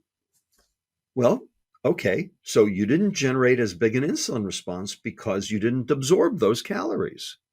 So where'd those 30 calories go? They went further down the intestine to the next part called the jejunum. Okay, and the jejunum, that's where the bacteria are. That's where the microbiome is. So those bacteria, they want those 30 calories. And so they chew it up for their own purposes. So you have 10 trillion cells in your body. You have 100 trillion bacteria in your intestine. They outnumber you 10 to 1. You are just a big bag of bacteria with legs. Okay, those bacteria have to eat something to stay alive. Well, what do they eat? Well, they eat what you eat. The question is, how much did you get versus how much did they get? And when you consume those almonds, you consumed it with fiber, and that fiber meant that those 30 calories weren't for you. They were for your microbiome. So even though you ate them, even though they passed your lips, even though they registered as a calorie eaten, they were not a calorie absorbed. So who cares how many calories you ate? You care about how many calories you absorb. Well, is that measured in a calorie? No. So a calorie is not a calorie because if it came with fiber, that calorie wasn't for you. Number 2, protein. Okay, so protein is made up of amino acids. And there are 20 amino acids, right? Some of them are essential amino acids. You have to consume them. Some of them your body can make from those essential amino acids. But there are 20 amino acids. Now, if you are building muscle, you need those amino acids because muscle is primarily protein, actin, myosin, etc. All right? So bodybuilders who are building muscle, they take scoops of protein powder and put it in their Vitamix to make their smoothies, right? Okay, and they're building muscle, and so they need those amino acids because they're essential. They have to consume them. But what if you're not a bodybuilder? What if you're a mere mortal like me? And what if you consume excess protein, excess amino acids? What if you ended up going to, the steakhouse and you ordered that porterhouse for two and you ate the whole thing yourself? Okay. Now what? Where is the protein going to go? Is there a storehouse for protein? And the answer is, yeah, your muscle. But if you're not building muscle, then that's not your storehouse. So what happens to the excess? What happened to the other half of the porterhouse? Well, it went to the liver. The amino acids went to the liver. The liver has to turn it into energy. So the liver has to take the amino group off the amino acid, a deamination. Now, once that happens, that amino acid now becomes an organic acid. That organic acid can now enter the Krebs cycle, which is the cycle that makes the ATP. And so you can generate energy from that amino acid once it's deamidated. Turns out that process of deamination, taking that amino group off, costs energy. Okay, it costs energy, and it costs twice as much energy as what your liver has to do to prepare a carbohydrate for burning. So there's a net deficit for protein versus carbohydrate when you are turning it into ATP. So even though protein and carbohydrate are both 4 calories per gram, when you're burning protein, you actually generate fewer ATPs than when you're burning carbohydrate. Therefore, calorie is not a calorie, because you started with the same number of calories in bomb calorimeter, but you ended up with different level numbers of ATPs. Number 3, fats. So over here on this side, we have omega-3 fatty acids. Heart healthy, anti-inflammatory, anti-Alzheimer's, save your life, anti-depression. Okay, single best thing you can put in your body, without question, omega-3s. Over here we have trans fats, the devil incarnate. Okay, consumable poison, made in the lab.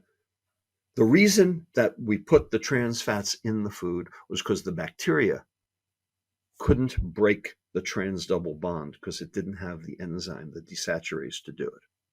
So the bacteria couldn't grow on it. That's why we had the 10-year-old Twinkie. All right?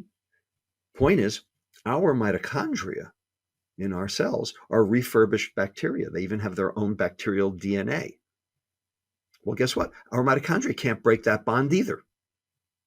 So when you consume trans fats, you are basically laying down poison in your liver and in your arteries because you can't break it all the way down to carbon dioxide and ATP because of that trans double bond. So you do not want those trans double bonds in your diet, but the food industry put them there. Again, another reason why processed food is poison. All right, the point is, over here we got omega-3s, over here we got trans fats. They're both 9 calories per gram. One will save your life, one will kill you. Because a calorie is not a calorie. Because different foodstuffs have different functions. And then lastly, my favorite, the one we started with, fructose and glucose. Glucose is the energy of life, and fructose is poison. It's a chronic dose-dependent mitochondrial toxin. They're both 4 calories per gram. So it's not how much you eat. It's specifically what your body does with what you eat that matters. And that just blows the whole concept of calories right out of the water. So we got to start with that.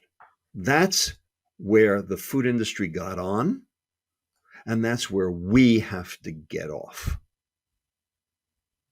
Problem is, food industry is still hitting it as hard as they possibly can, because this is the concept that keeps them out of court. One of the top comments that we got from our last interview together is a lot of people got motivated to want to significantly cut down on added sugar in their diet.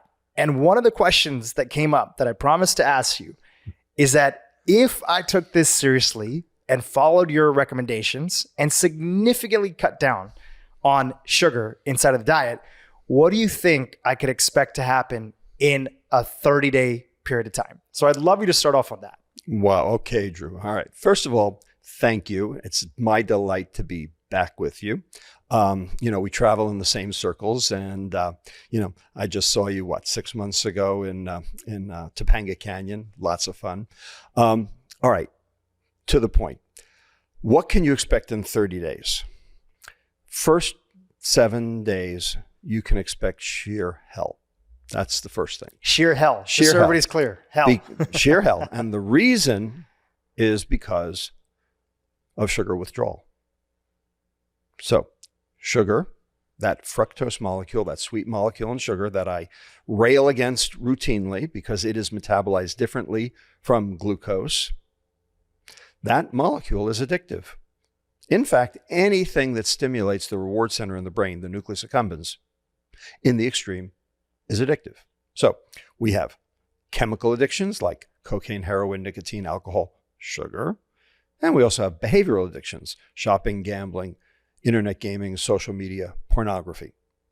There's an aholic after each one of those. Chocoholic, sexaholic, alcoholic, shopaholic, etc. Right? Well, there's sugarholic.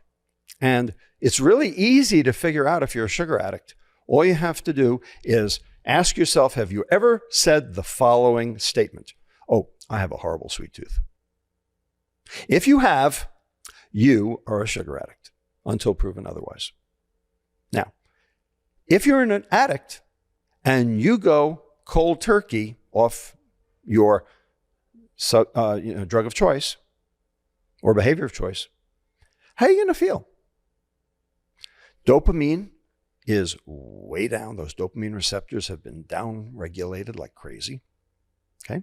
And maybe those dopamine secreting neurons have actually started to die because of the excitation. So it's possible that you can't even generate enough of a dopamine response. And so when you take the substrate away and you can't generate much of a dopamine response, how are you going to feel? Crappy, tired, irritable, don't want to get out of bed, certainly don't want to exercise, and hungry. And so until those dopamine receptors repopulate, and it can take up to 3 weeks for them to repopulate, you're not going to feel so good. And we've learned this by taking care of enough kids with sugar addiction to know, to tell the parents what to expect so that they can tell the teachers what to expect. And the most amazing thing is after 5 to 7 days, it's like the fever breaks, like the kids come out of it and they go, whoa, life is good.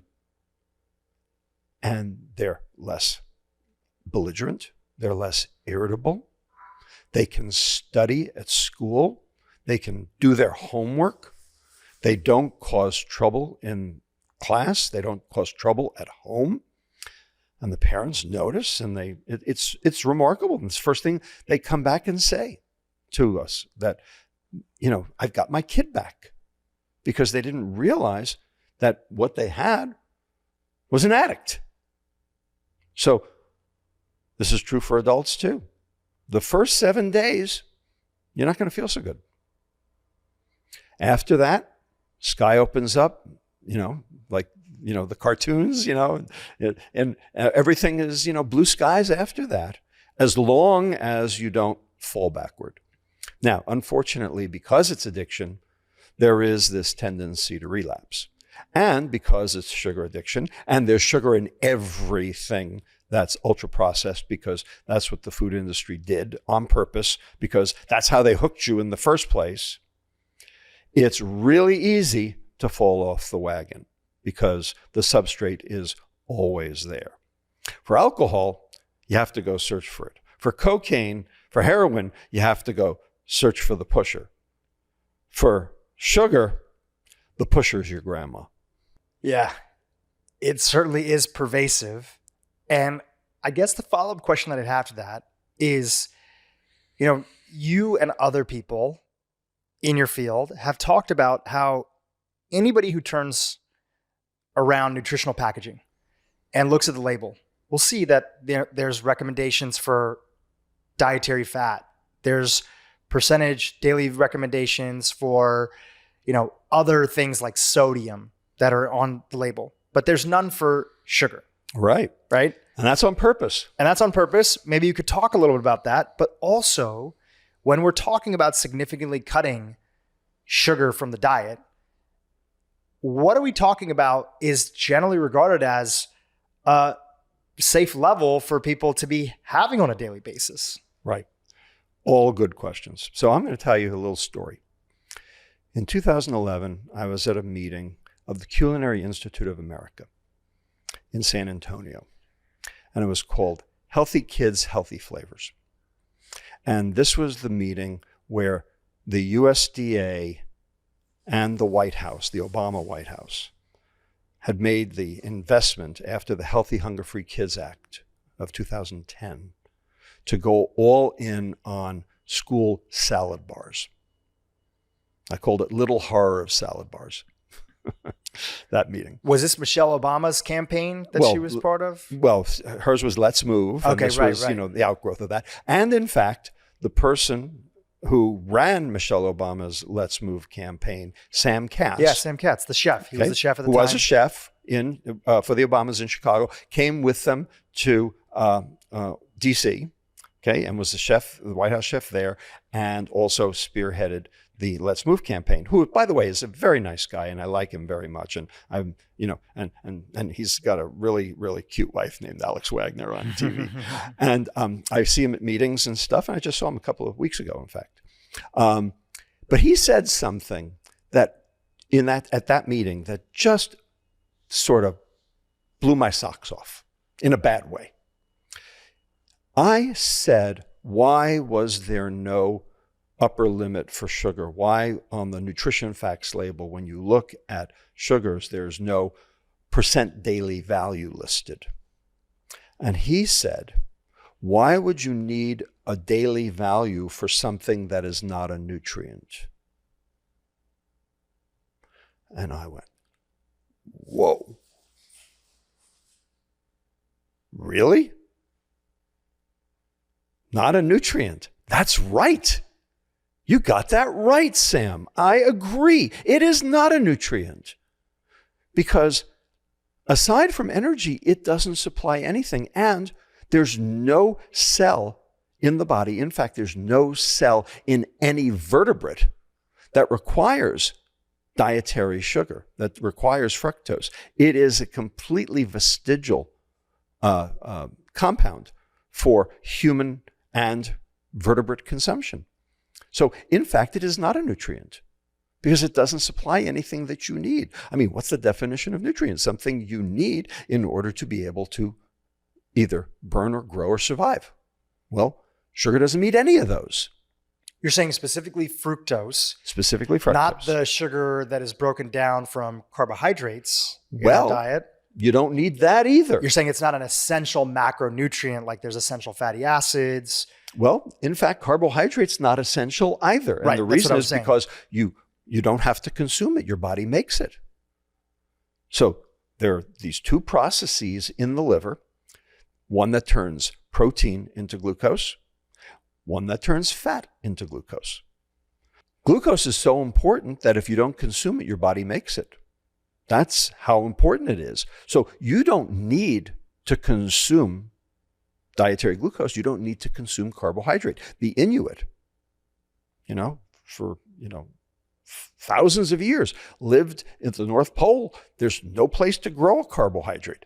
They didn't know what a carbohydrate was. They had whale blubber. Well, the protein in the whale blubber got turned into glucose in the liver. The fat in the whale blubber got turned into glucose in the liver. And so they still had a serum glucose. William Stephenson, the famous Arctic explorer who got stuck in the Yukon, in 1916, prior to our entering World War I, and he lived amongst the Inuit for 2 years. And by the way, he found that the Inuit didn't have any cancer. And he wrote a book called Cancer, a Disease of Civilization. It was the first environmental discovery that cancer was related to our modern society, was Stephenson's recognition of that. He didn't have any glucose to eat for those 2 years, but he still had a serum glucose level. And he and his partner on the expedition ultimately checked themselves into NYU Bellevue in 1926, and for 1 year ate nothing but meat for 1 year. And it turned out they were healthier than the investigators. And just to be clear, it's not that you're advocating this, you're giving us an example. An example. You're trying to help us understand I am not advocating the essential role or non-essential role of sugar and carbohydrates inside of the body, and that the body can actually survive. That's right. So it is true your body burns glucose. That is true. And it is true that if you consume glucose, your body will either burn it or store it, and it will have a choice. But for fructose, it's completely irrelevant. Yes, we have a limited capacity to metabolize fructose, in the same way we have a limited capacity to metabolize alcohol. Now, who would call alcohol a food? Any dietitian on the planet? People tried for a long time, right? Yeah, well, indeed. And how'd that work out for us? Yeah. Not so hot. All right. The point is that alcohol has a caloric equivalent. Alcohol is 7 calories per gram if you burn it in a bomb calorimeter. Okay, well, fructose has a caloric equivalent too of 4 calories per gram if you burn it in a bomb calorimeter. Guess what? Trans fats have a caloric equivalent. They liberate 9 calories per gram if you burn it in a bomb calorimeter. We are not bomb calorimeters. We do not explode our food.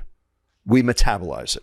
And we do it through specific biochemical pathways that have absolutely nothing to do with the amount of heat generated. Now, it just so happens that we do generate heat, but it also happens that over the last 150 years in America, our body temperature has gone down by 1.5 degrees Fahrenheit.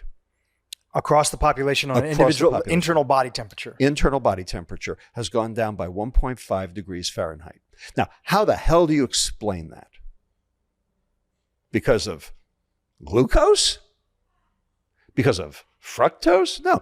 The fact of the matter is our mitochondria are broken because that's where the heat comes from. So mitochondria are about 40% efficient. That is, they will turn about 40% of the calories that are presented to them into ATP, and about 60% will be dissipated as heat. So if you are reducing your body temperature by 1.5 degrees Fahrenheit, that means you are creating less heat, which means your mitochondria are not working as well as they used to. And so the question is, why is that? What's happened to our mitochondria? Now, just a month ago, you had Tom Seyfried on your show. And while I agree with 95% of what Dr. Seyfried talked about, I don't necessarily agree that cancer doesn't have a genetic component. But he did say that it's about the mitochondria, and I agree with that. Ultimately, cancer cells don't need mitochondria. Cancer cells don't even have functioning mitochondria. Cancer cells ferment and they generate the ATP based on something that doesn't need oxygen. Well, in order to burn calories, you have to have oxygen. But in order to generate ATP, you don't have to have oxygen. Yeah, that was fascinating when I heard that. Absolutely. You know, that was why Otto Warburg won the Nobel Prize, was he figured out that cancer cells don't need oxygen to grow. The point is they do need a biochemical pathway. And that biochemical pathway has nothing to do with calories. So a calorie is not a calorie. And we have a limited capacity to metabolize the fructose molecule inside our mitochondria, having nothing to do with calories. Our mitochondria are very good at burning glucose. They are not very good at burning fructose, despite the fact that glucose and fructose have the same caloric equivalent of 4 calories per gram. If it was only about the calories, then glucose and fructose would be equal in terms of how the mitochondria would handle them, but they are not. This has been shown 50 ways from Sunday, most recently by Samir Softic working in Ron Kahn's lab at Joslin. Because fructose inhibits 3 central enzymes necessary for normal mitochondrial function. And before you get into that, just to put a little bit of a pillar in the conversation that we're having right now, you're not talking about whole fruit as a healthy part of a diet. You're talking about large concentrations of added fructose, primarily, sugar sweetened beverages that are out there as a form of ultra processed foods in our diet. Is that correct? I am talking about fructose beyond our mitochondria's capacity to metabolize it. So a level that is beyond a whole foods diet. That's correct. Well, remember that a whole foods diet has some fructose in it. Yes, fruit has fructose in it. I agree. Yes, it does. The question is, who's that fructose for? When you eat a piece of fruit, when you eat an orange, is that fructose for you? And the answer is no, it's not. It is not for you. And the reason it's not for you is because the fiber in that orange, unless of course you juiced it, but if you didn't, the fiber in that orange sets up a matrix, a gel, on the inside of your duodenum. The insoluble fiber forms the lattice work of the gel, like a fishnet. The soluble fiber, the pectins and the inulin, like what holds jelly together, plug the holes in the fishnet. And together, those two, the soluble and insoluble fiber that is found in an orange, will form a secondary barrier on the inside of the duodenum. You can actually see it on electron microscopy. And you call it the duodenum? Duodenum. Duodenum. That's the first part of the intestine after the stomach. Okay, got it. And that's where a lot of the simple sugars get absorbed. Now, you don't want to be absorbing simple sugars in your duodenum. You want them to go further down the intestine to the second part called the jejunum. And the jejunum is where the bacteria are, the microbiome. So when you consume that piece of fruit, that orange, the fiber is preventing early absorption. So you don't get that glucose or fructose rise. And so therefore your liver never has to process it. Your liver stays healthy. You stay below your capacity to metabolize that fructose. So you stay below your threshold. And because you didn't metabolize it, since you didn't absorb it early, it goes further down the intestine. And the microbiome chews it up for its purposes. So you actually fed your gut. So you protected your liver and you fed your gut, all because of the fiber in the fruit. So what I always told my patients was, when nature made the poison, it packaged it with the antidote. The fiber means that that sugar was not for you. It was for your microbiome. So we shouldn't even count it in terms of the, quote, calories in, because it wasn't for you. In fact, 25 to 30% of all the food you eat goes to the microbiome to keep those bacteria happy, healthy, and complacent. And when you don't feed them, that's when all hell breaks loose. And that's when you start getting all the diseases of chronic metabolic disease, all of the diseases of intestinal inflammatory disease, because the microbiome has basically taken over your intestine. Just a clarifying point to connect two things that you've talked about, right? So you're talking about the Inuit and their diet. Yep. And they were primarily sustaining on not really having any forms of carbohydrate inside of their diet. Right. So what happened to them? You were mentioning they didn't have Right. cancer, other things. Right. Did they didn't have all and these? they didn't have fiber either. And they didn't have fiber. So is Right. that sort of a case that there might be, the human body is quite adaptive, and whether you look at the Tarahumara tribe that's, running in, Central America and Mexico and are descendants of the Aztec, and they have 80% of their diet comes from carbohydrates. So you have the Inuit who have 0% or maybe 1% come from carbohydrates. Right. That the human body is quite adaptive as long as it's Absolutely. eating whole foods. Absolutely. I couldn't agree more, Dhru. In fact, there are multiple types of diets that work. Okay. All the indigenous cultural diets that, human existence grew up on, they all worked. It's only the Western diet that doesn't. So if you're a gatherer and you're getting your energy primarily from carbohydrate, you are also consuming it with the requisite fiber in order to basically keep the microbiome healthy, because the fiber is the food for the bacteria. We're not having large amounts of refined carbohydrates Exactly. in our traditional diets. Almost no traditional diet has large amounts of refined carbohydrate. The closest would be the Japanese, because they had a lot of white polished rice.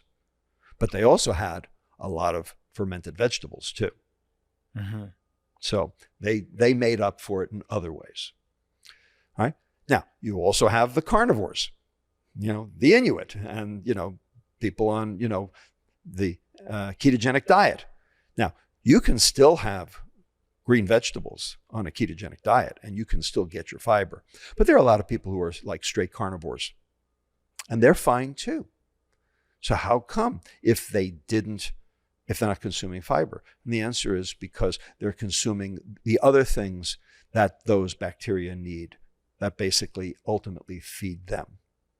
So they are consuming a lot of amino acids. Those amino acids will ultimately be turned into short-chain fatty acids. Those short-chain fatty acids are food for the bacteria as well. So ultimately, the goal is feed your gut. And you can feed it one of two ways. You can feed it with fiber, or you can feed it with the stuff of meat and what's on a ketogenic diet, milk too. The one thing that you can't do is feed it fructose.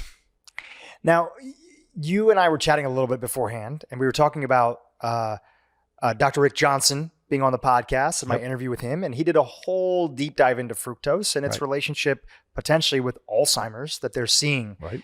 And he put out a paper with Dr. Dale Bredesen, and who will be coming out on the podcast, is also a big fan of yours, and also David Perlmutter. One of the things that he was saying is that large amounts of glucose in the body can also get turned into fructose. Right. So you are still concerned about a lot of sugar in the diet that is coming from glucose. Is that fair to say? And do you subscribe to that idea that a lot of glucose in the diet could also be troubling? So this is something I learned from Rick, and I credit him with this. I didn't know that glucose could get turned into fructose in the body until Rick Johnson. Now I understand that. And I've actually seen that in multiple papers and seeing how, in fact, glucose gets turned into fructose, especially in the brain. Right. In the brain of pregnant women, in the brain of pregnant women with diabetes, especially. Why pregnant women? Insulin resistance. Insulin resistance, that they're already Because predisposed. pregnancy is insulin resistance. That's why. Yeah. And that's on purpose, because you have to gain weight in order to maintain the pregnancy. Mm-hmm. So pregnancy is an insulin resistant state. Estrogen is an insulin resistant hormone. Which is why they're so worried about gestational diabetes, Exactly. preeclampsia for a lot of women, because your body's already inducing that state On purpose. because you're trying to grow a human being. I think I heard from Ben Bickman that there's one other time in a human being's life where your body is inducing insulin resistance. Puberty and pregnancy. Puberty and pregnancy. Those are the two. And they're both necessary for survival of the species. High growth states. If you were not insulin resistant during puberty and pregnancy, how would you gain the weight to be able to do puberty and pregnancy? It's required. If your leptin, the hormone that goes from your fat cell to your brain and tells your brain you've eaten, if your leptin worked right all the time, you wouldn't gain the weight. You'd be the 97-pound weakling on the beach, not able to put on any weight. But you have to gain the weight in order to induce puberty. You have to gain the weight in order to induce and maintain pregnancy. All goes back to this larger idea that the body does most things on purpose.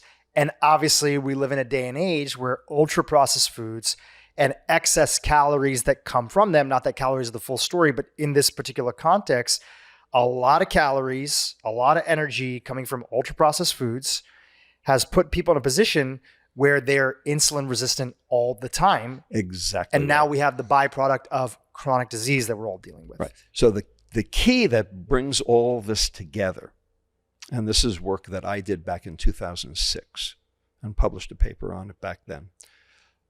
The key to this is we have this thing called insulin, which stores energy, and we have this thing called leptin, which tells us not to store any more energy because we have enough. What's the relationship between those two hormones, insulin and leptin? Turns out that's the whole, enchilada of obesity, as it were. Understanding the relationship between insulin and leptin. And I will just state it straight out. Insulin is an endogenous leptin antagonist.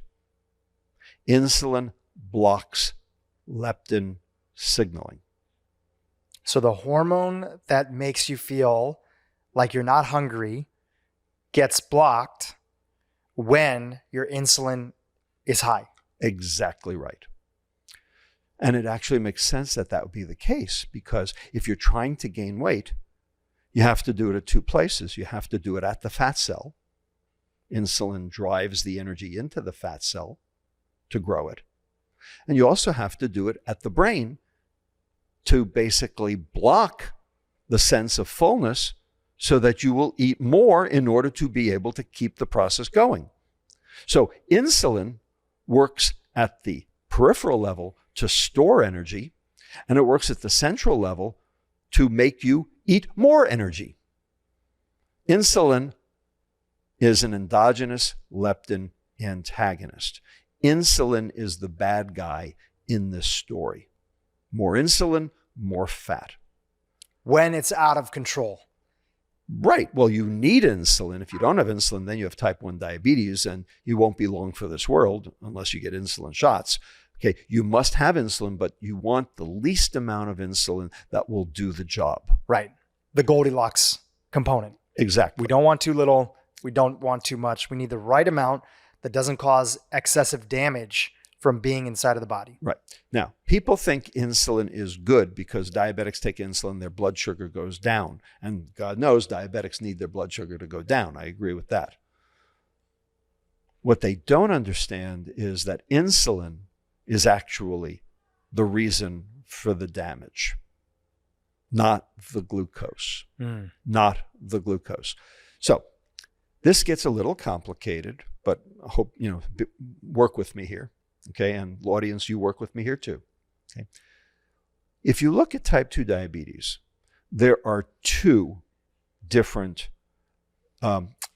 types of damage.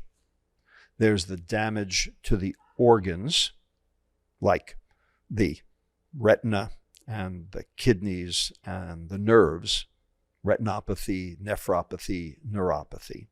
And those are all small vessel diseases. And all of those are made better by lowering the blood glucose.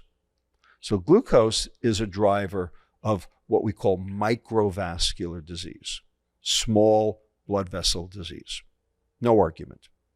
And if you take people with diabetes and you get their hemoglobin A1C down by giving them insulin or by giving them oral hypoglycemics or by giving them virtually any medicine to get the blood glucose down, their retinopathy, their nephropathy, their neuropathy will improve. So glucose does damage to small vessels. Agreed.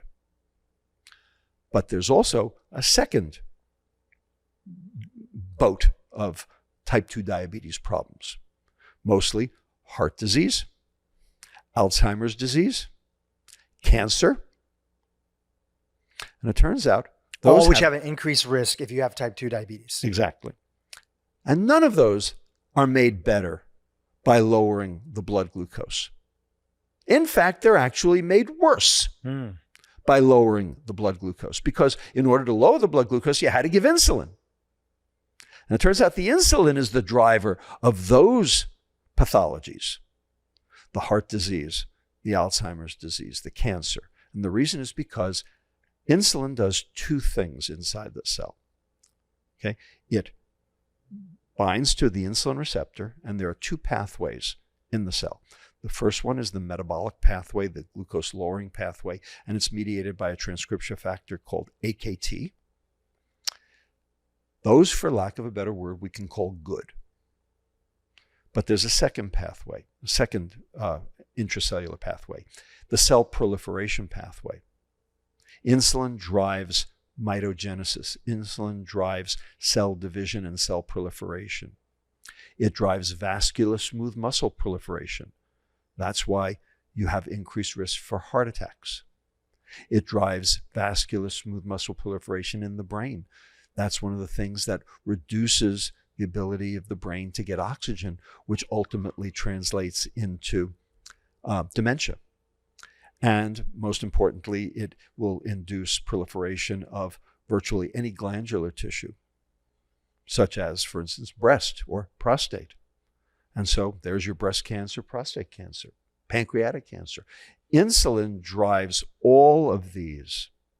And so if you look at mortality, and there are 5 studies where they took type 2 diabetics and brought their blood glucose all the way down. If you look at those 5 studies and you look at retinopathy, nephropathy, neuropathy, they all got better. And if you look at heart disease, Alzheimer's disease, and cancer, they all got worse. And if you look at mortality, turned out those patients died at the same time as the patients whose blood glucoses were not reduced. In other words, short-term gain, blood glucose lowering, for long-term pain. That's insulin. So what are some of the takeaways from that for somebody who's thinking about that context in their own sort of modern world of a lot of sugar floating around us? So the goal is not just to keep your blood glucose low. That's true. We do want to keep our blood glucose low for a whole bunch of reasons, including because glucose can be turned into fructose, as per Rick Johnson. But we also have to keep our insulin low. Right. Glucose is not the full story. It's half the story. It's half the story. And it's great that everybody's wearing a continuous glucose monitor around there. And that's half the story. And that's half the story. And I think that naturally people are waking up, and work that you're doing with companies like Levels, which I'm also an advisor to, they're also like, hey, listen, also get your insulin measured. Right. Because your fasting insulin gives you a much more robust part of the story. And there's a lot of factors that are at play. For example, in my own life, I saw that my average glucose from wearing a monitor was up slightly from what I could see my average on, but I started incorporating strength training into my routine more. And I was actually even eating a little bit more carbohydrates, not really like added sugar in my diet, but sweet potatoes and things like that, because I was going to the gym more frequently. Right. And my insulin had dropped during that time period. Indeed. So even though my average glucose was up a little bit, a few points, where maybe, my baseline when I would wake up in the morning would be, somewhere in the 80s or something like that. I was noticing it on a lot of days would be like 90s in the morning, a little higher, and my overall average was up. I don't want to say the exact number because I got to go back to the app and take a look at it. But my insulin during that same period, after about 2 to 3 months of working out more, adding lean muscle mass, which eats up your glucose, and doing more strength training, my fasting insulin came down. So that's why you're also saying that this is important to look at the 360 picture of everything. Exactly right. So let me give you a different way of Please. looking at the same issue, okay? And the audience will get this in a minute. Michael Phelps. Olympic swimmer. 5 Olympics. How many medals? 23 golds, I think, altogether? Okay. Huge guy, right? I mean, he's got an arm span, like nobody else, okay? Looks like a friggin' pterodactyl, all right? He consumed, on average, 12,000 calories a day when he was training. 12,000 calories a day. Now, they actually hooked him up to a energy expenditure monitor. He burned 6,000 calories a day in activity. Now, that's a 6,000 calorie surfeit. He should be gaining weight, shouldn't he? He should be gaining a lot of weight. He should be gaining 1.5 pounds every friggin' day, if it's about calories. He consumed 6,000 calories a day more than he burned. Where'd the extra weight go? Think about that. Turns out the reason is because his mitochondria were so efficient and he had so much muscle because he's Michael Phelps and he exercised like nobody else, that his resting energy expenditure was the other 6,000 calories a day. Your resting energy expenditure, Dhru, is probably around 2,000 calories a day. Now that you're training, maybe you'll be up to 2,200 calories a day. Okay, he burned 6,000 calories a day at rest, so he could eat 12,000, exercise 6,000, and still maintain his weight. So calories have nothing to do with this because it has to do with how many mitochondria you have and how well they're working.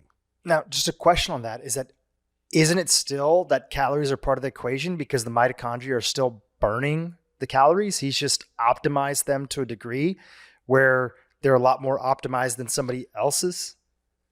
If your mitochondria are perfectly efficient, sure, but they're not, because we have mitochondrial toxins everywhere.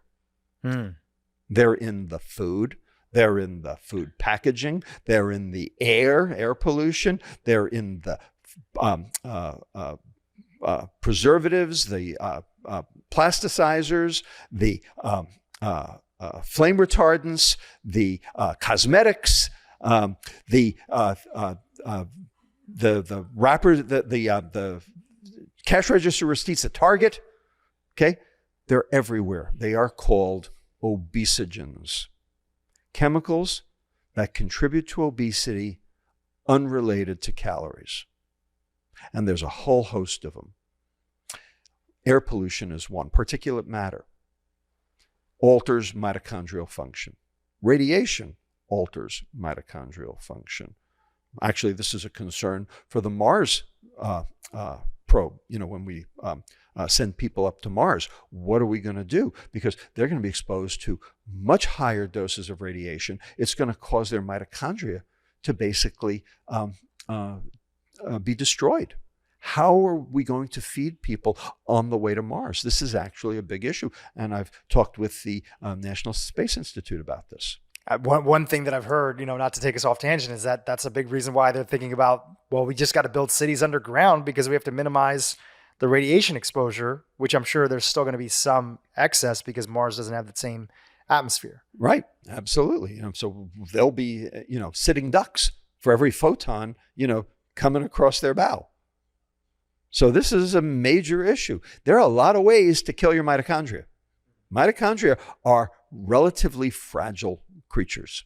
And they are creatures, by the way. They are refurbished bacteria that we made a deal with, hundreds of millions of years ago, that we would house them in exchange for them producing energy for us, a symbiotic relationship. They are separate beings. They even have their own DNA. right? Mitochondrial DNA. So they only do a few things, so they can't live alone. But the fact is, we can't live without them. But they're very easily damaged, those mitochondria. And so if your mitochondria are damaged, then it is not about the calories. It's about how bad your mitochondria are. So even for somebody like Michael Phelps, and I don't know too much about him, but we know we all read that he was a huge consumer. And when you're young and you're very fit, you can get away with a lot, but he was a huge consumer of McDonald's and pizzas and just any way that he could get calories in. Right. So you're still saying big picture, and obviously you weren't studying him or working with him at the time. That is this sort of another reason why we like are so pro exercise, that even eating a super ultra processed diet, his mitochondria is incredibly efficient? So the question, or just hadn't had a chance to catch up to him yet because he's generally young and fit. Right. Take a look at every NFL player, what happens to them after they retire. Yeah, tell us. They get metabolic syndrome. They get Alzheimer's and they die. Now, some of them get CTE, chronic traumatic encephalopathy, and you hear about them because they blow their brains out. But lots of them get Alzheimer's disease. And the reason is because of the insulin resistance, because they're still eating like they were playing. But they're not training anymore. So their mitochondria have gone to crap. And they can't now process that energy load. And so now they're just sitting ducks, just like the rest of us. Now, this brings up a big question that I address in my book, Metabolical. There are 8, count them, 8 subcellular pathologies that are going on in the background in each of your cells all the time, every day, contributing to disease. Now, if you optimize those 8 subcellular pathologies, you'll be 110 playing tennis. If you don't optimize them, you'll be 40 years old on a gurney with 2 stumps, on dialysis waiting for your next stroke. And of course, everything in between. In the book, I call them the hateful or grateful 8. Now, these are subcellular pathologies that most of the audience will not have heard of. Although, if they listen to you, Dhru, they will have heard of them because everyone ultimately does talk about them. But their doctor does not talk about them. And the reason their doctor does not talk about them is because there's no medicine for any of them. And there's no ICD-11 code for any of them. So the doctor can't bill for them anyway. So here are the 8. Ready? 1, glycation. 2, oxidative stress.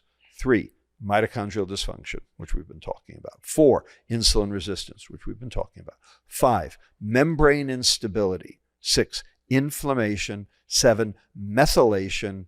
8, autophagy.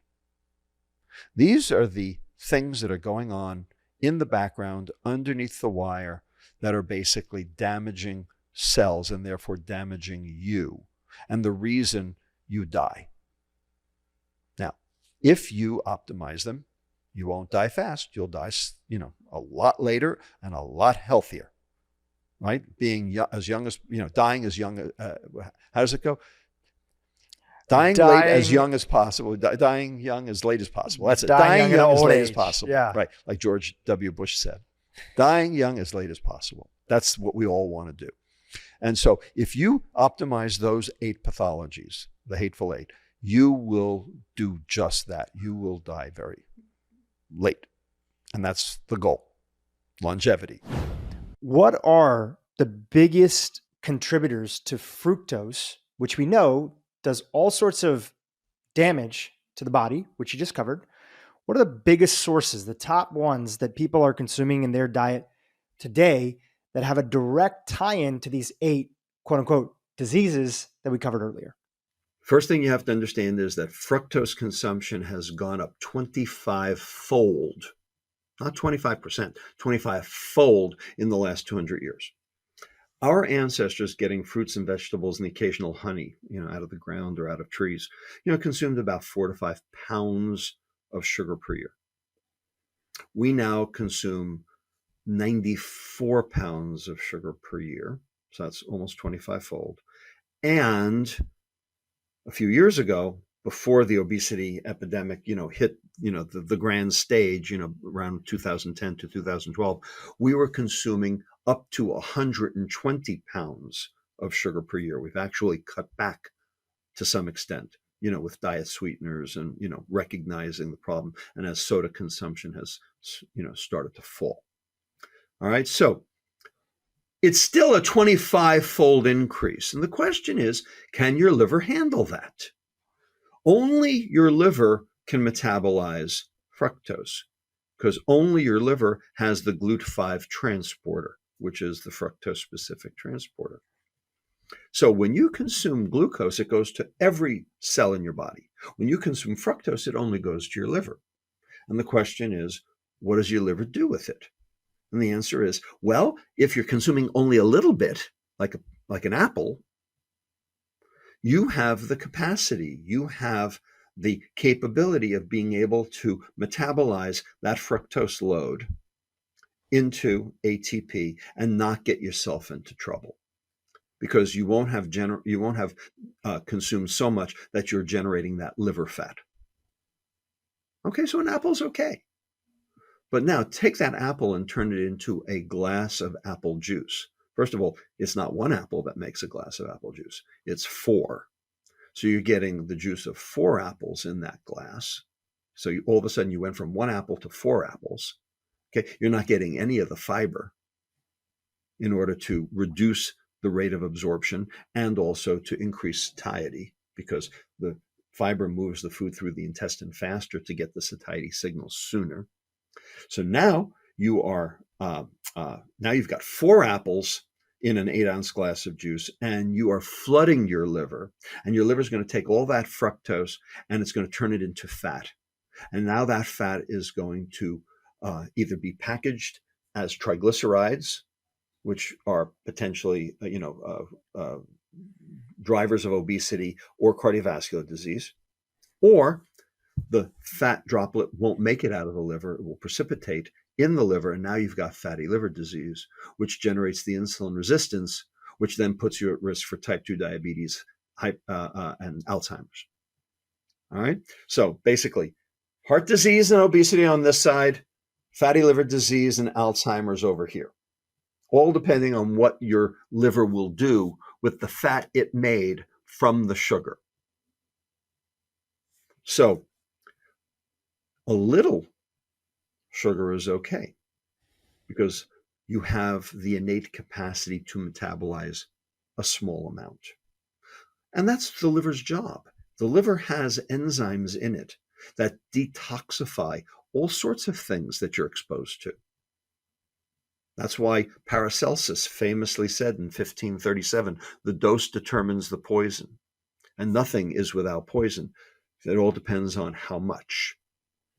Well, so we have, shall we say, toxins that will make you keel over and die at parts per billion, like cyanide, ricin, sarin, VX gas, right? And then we have chronic toxins that are, where we have a higher capacity, like arsenic, benzene, carbon tetrachloride, tobacco smoke, where, one, dose won't necessarily kill you, but, 10,000 might. All right. Well, fructose fits that same model.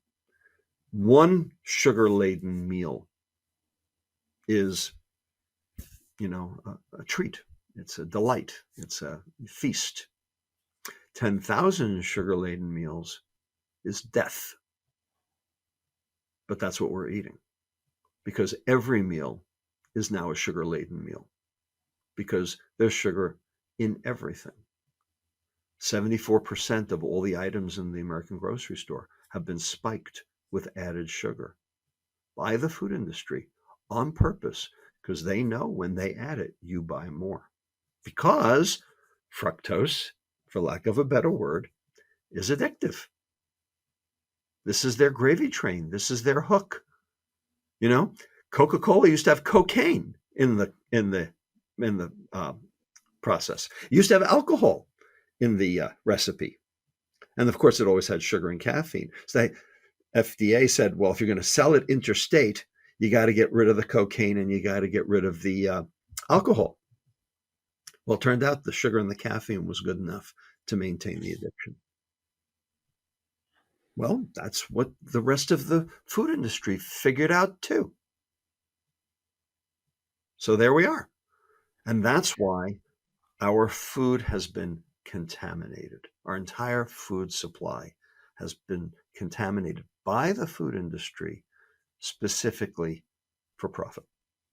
This all fits in this larger phrase that you have, which is protect the liver and feed the gut, right? Just to connect the dots for the folks that are listening, I'll expand you to deepen on the topic of gut, because you started in that direction earlier in the podcast, but I'd love to hear more about it. Is here you're talking about really protecting our liver for that onslaught of sugar, that fructose in particular, that fructose that is causing, in concentrated and frequent dosages, is causing all sorts of downstream effects that are happening. That's right. So let me make it very clear to your audience, Dhru. Okay, I am not fructocentric. Okay, some people think that's all I worry about. In fact, what I am is mitochondriocentric. That's my concern. Anything that causes mitochondrial dysfunction will lead to chronic metabolic disease. And it turns out there are 4 substrates in our food supply, all of which damage the mitochondria, all of which generate chronic metabolic disease. So there's fructose, which is the cheap one, and the one we give babies and fetuses for that matter. But there are the other 3 also. Branched chain amino acids, leucine, isoleucine, and valine, which are essential amino acids. They're 20% of muscle. But again, if you overwhelm your liver turns those into fat and generate fatty liver and insulin resistance and mitochondrial dysfunction too. Trans fats, which we already talked about, and they cause mitochondrial dysfunction. And finally, alcohol. So what do these 4 substrates have in common? 1, there's no insulin rise. They don't generate an insulin response. Number 2, they all are metabolized by the liver and not anywhere else. And therefore, they overwhelm the liver. And number 3, they poison mitochondria. So, of those 4, sugar is the cheap one. Sugar is the addictive one, although alcohol is too. But sugar is the one we give to children and call it love. So I'm most worried about that one. But that doesn't mean that that's the only problem. As you can see, processed food is a problem all by itself because it is a mitochondrial toxin. Thanks for covering that. I think that is a perfect fit with, tell us about the interplay between, we've been talking about mitochondria in general, and then we talked about fructose more specifically on the liver. Let's expand on the second portion of that idea that you've shared in multiple interviews and inside of your book, protect the liver and feed the gut. Let's talk about the feed the gut side. What do you want our audience to know about that? We hinted at it a little bit with some of our discussions around fiber and its protective benefits and the 2 types of fiber. Take us a little bit deeper on some of the things that you want people to know about fiber. Absolutely. So first of all, the gut is outside your body. You need to understand that. Okay. It's inside your body, but it's outside your body. All right. It is the skin of your abdomen, if you will. It is supposed to present a barrier. Now, you can rub topical steroids on your skin and it will reach your bloodstream. You can ingest certain foods or medicines and they will reach your bloodstream. Okay, but in general, your gut is designed to keep stuff out. All right. It's outside your body. Your intestinal lumen, where all the junk is, where all the poop is, okay, where all the bacteria are. Okay. They're not supposed to get into your bloodstream. And if they do, you get sepsis and you can die. So your intestinal integrity, the barrier integrity, is essential for quality of life and for mortality, to prevent mortality. When that intestinal barrier is weakened, bad stuff can happen. Stuff that shouldn't get into your bloodstream will. Now, the way it works is that the intestinal epithelium, the cells grab onto each other, and these are appendages of these cells are called tight junctions, and they're made up of proteins, one of which is called zonulins. Zonulins are famous because they're what go wrong in celiac disease. So when the zonulins are dysfunctional, turns out you get a process called leaky gut. And that's why kids and adults with celiac disease get so sick, is because stuff in their gut gets into their bloodstream and sets up an inflammatory reaction. Well, guess what? Those zonulins are in the blood-brain barrier too. So if your tight junctions in your intestine fail, there's a reasonably good chance the tight junctions in your brain might fail too. So keeping your tight junctions tight is essential for life. So the question is, what can damage those tight junctions? What can make you get leaky gut? And there are various things like alcohol, that will do it. And there are other things like fructose. So how does fructose cause problems with tight junctions? Those zonulins, those tight junctions, the things that are holding your cells together, they're ATP dependent. Anything that causes a fall in the ATP levels in your cells will cause them to transiently lose their integrity and their ability to hold on. And so you will get slow, occasional, but sporadic, but nonetheless meaningful loss of intestinal, you'll get increases in intestinal permeability. And that will lead to various lipopolysaccharides, which are, generate an immune response, or whole bacteria or cytokines to be able to get from the gut into the bloodstream. And if they get into the bloodstream, they go to the liver. And what happens in the liver is it sets up inflammation. And now you've got liver inflammation. Now you've got insulin resistance. Now your pancreas has to make extra insulin to make the liver do its job, because the liver's dysfunctional, because the mitochondria are dysfunctional because of the inflammation. So keeping an intestinal barrier that works, functional, is essential to good metabolic health. So how do you do that? Well, don't take away their ATP. Don't take away the cell's ATP. And, the various things that we've talked about, do that, like, for instance, fructose. Don't strip off the barrier that coats the intestinal epithelium. That's called the mucin layer, the intestinal mucin layer. And guess what? If you don't feed your bacteria in your intestine, remember the microbiome? Remember those 30 calories from the almonds? If you don't feed your bacteria will feed on you. Those bacteria will actually strip the mucin layer off your intestinal epithelial cells, exposing them and making it much more likely that one of those cytokines or lipopolysaccharides or whole bacteria will actually make it into the bloodstream. And you can see, we see that experimentally with animal models, where we can actually measure the bacterial increase in the bloodstream after a meal, and that can be stopped by giving antibiotics.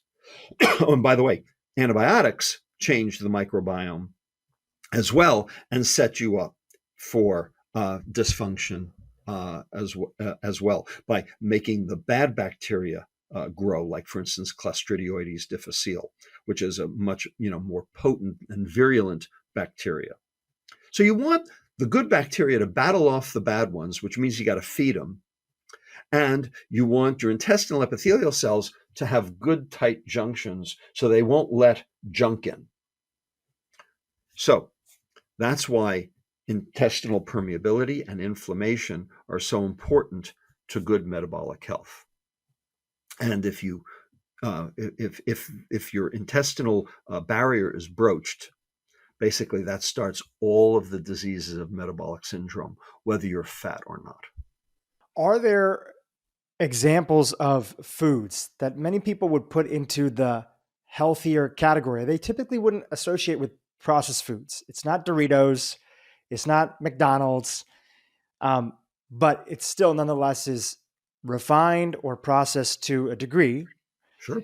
That can also contribute to these things. And if so, what are some examples of those foods? I'll give you two that people think are good: whole grains and yogurt. So let's talk about those. We'll do one at a time. Whole grains. So whole grain bread, is it whole grain? It says whole grain right on the label. Is it whole grain? What's the definition of whole grain? There is none. There is none. That's the key. There is no definition of whole grain because there's a whole grains council, but that doesn't mean that there's a definition of whole grain. And this is, where the rubber hits the road in terms of the semantics of what the food industry is doing to cover up its dastardly deeds. So let's talk about whole grains. Here's a grain right here, okay? The outside is the husk, the kernel, if you will, okay? It's all fiber. Then there's the inside. The inside has two parts. There's the starchy endosperm, where you get flour from, and there's also the germ. And that's where the nucleic acids, the polyphenols, the flavonoids, all the good stuff that you're supposed to get in whole grain is. Everybody with me? So 3 parts. The husk, if it stays intact, it's a whole grain. You swallow it, okay, say in a whole grain, a true piece of whole grain bread, and we'll talk about what that is in a minute. The enzymes in your intestine have to strip this husk off. And we don't have enzymes that work very well for that. So it takes a long time before you can actually get the what's inside to actually be liberated. So it's further down the intestine, into the jejunum, into the ileum, the further parts of the intestine. And there's a good chance that the microbiome is going to want those for their own purposes so that you're feeding them. And so that's why a whole grain is good, because it's a delivery system for getting the food further down the intestine to feed your bacteria. Now, whole grain bread in the supermarket is not whole grain because the grains have been pulverized to smithereens. All right? And that liberated the flour. It also liberated the nucleic acids and polyphenols and all that. And they're still there. Okay? But here's the problem. Those will go rancid now that they've been liberated. So when they're as whole grains, you can store them for months at a time. That's what Pharaoh did, back in Egypt. They kept them whole. And so you can store them. But as soon as you've pulverized them, now they're on the clock. Now they're going to go rancid. And one of the reasons food goes rancid is because of the liberation of proteins and nucleic acids, which taste terrible if they are oxidized. So the food industry will pulverize the whole grain, and they will then sift off the nucleic acids, the germ, and they will leave you with this powder that still has some fiber, but not very much, and it's not surrounding the starchy endosperm. Now you consume it, and you can't set up that gel that I talked about before.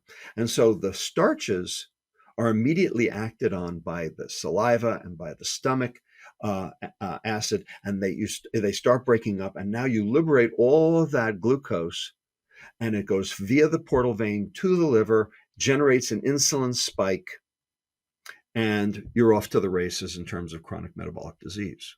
The point was, because the food industry, because the bread company started with whole grain, they're allowed to say it's whole grain. But it's not whole grain. So what is whole grain bread? What does it look like? Can you buy it in the store? And the answer is yes. Not at Safeway, but you can buy it at Whole Foods. You can buy it at, specialty shops that cost more. It's half the size. A loaf of a 1 pound loaf is half the size of a regular loaf, and it's dense. Okay. The way you can tell whether or not something's truly whole grain or not is, if I threw it at your head, would I knock you out? Okay. If it would knock you out, then it's whole grain. If it would bounce off your head and make you say, what the hell did you do that for? Then it's not whole grain. Okay. Because real German fitness bread, okay, is it's sliced very thin. It makes a lousy sandwich because it doesn't have a lot of gluten liberated.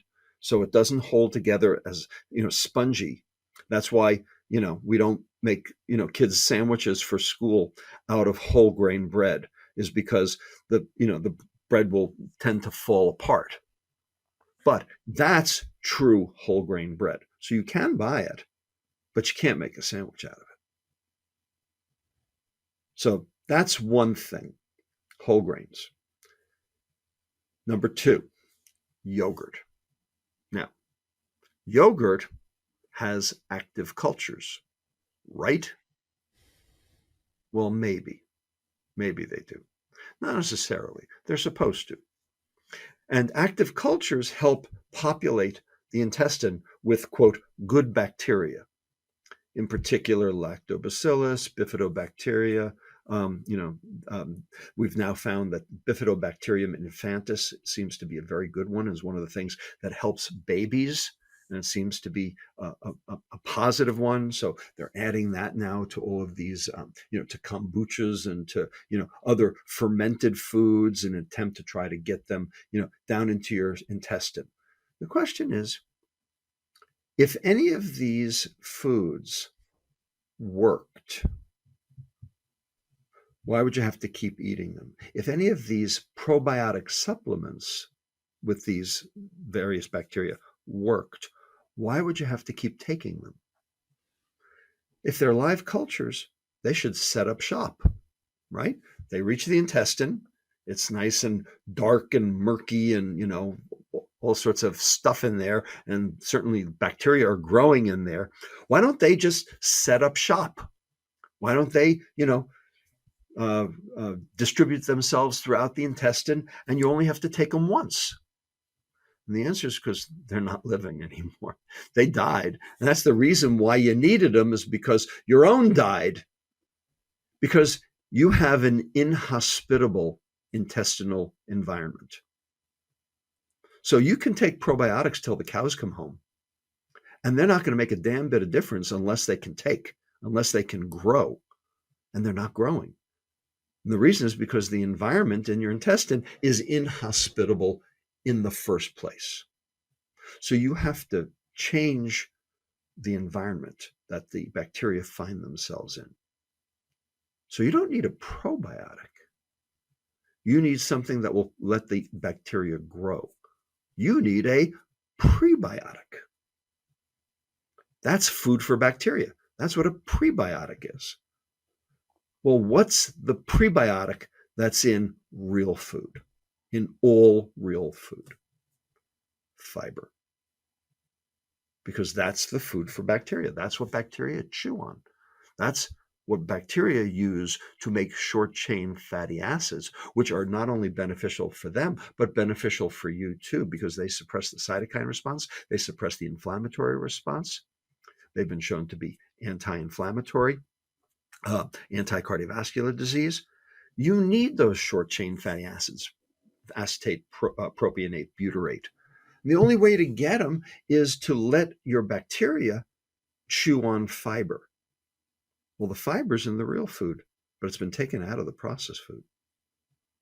So you have to protect your liver so you don't get the insulin resistance, and you have to feed your gut so you don't get the inflammation, which will also lead to the insulin resistance. You do those two things, protect the liver, feed the gut, and now you've got metabolic health. For someone who's seeing, and this happens a lot for people as they start to clean up their diet a little bit, and they're wary of a lot of the gluten-free foods, which actually spike their blood sugar more than even just regular, true whole wheat, right? In your example.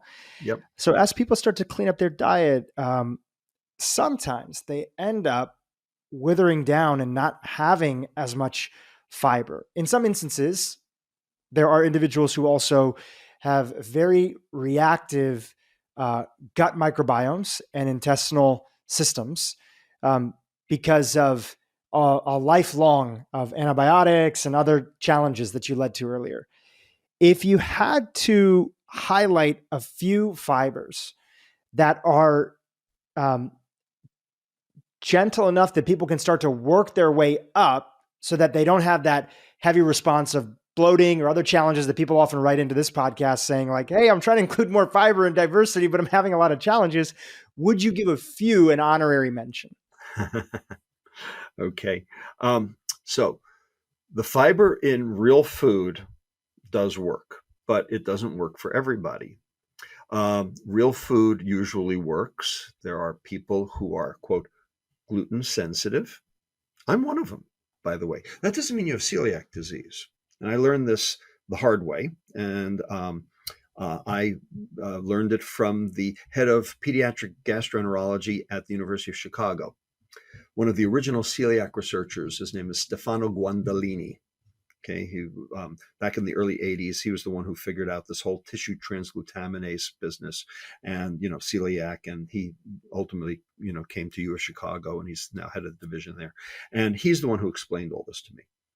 So a lot of people say they're gluten sensitive, but they don't have celiac disease. They're not gluten sensitive. They're wheat sensitive. That's different, right? And here's how we know that that's true. You take their white cells, people like myself, okay, who I don't eat regular bread anymore. I eat gluten-free bread, not because I'm trying to escape gluten. I'm trying to escape wheat, right? And the only way to escape wheat is to have gluten-free bread. So here's what happens. You take their white cells, you throw them in a dish, and you throw gluten on them, nothing happens. You throw rye on them, nothing happens. You throw barley on them, nothing happens. You throw wheat on them, they go bonkers. All right? Now, in a celiac patient, you throw wheat, barley, rye, or gluten, and they go bonkers no matter what. So clearly, these people are having a reaction to wheat, but they're not having a reaction to gluten. And it turns out wheat is a very complex organism.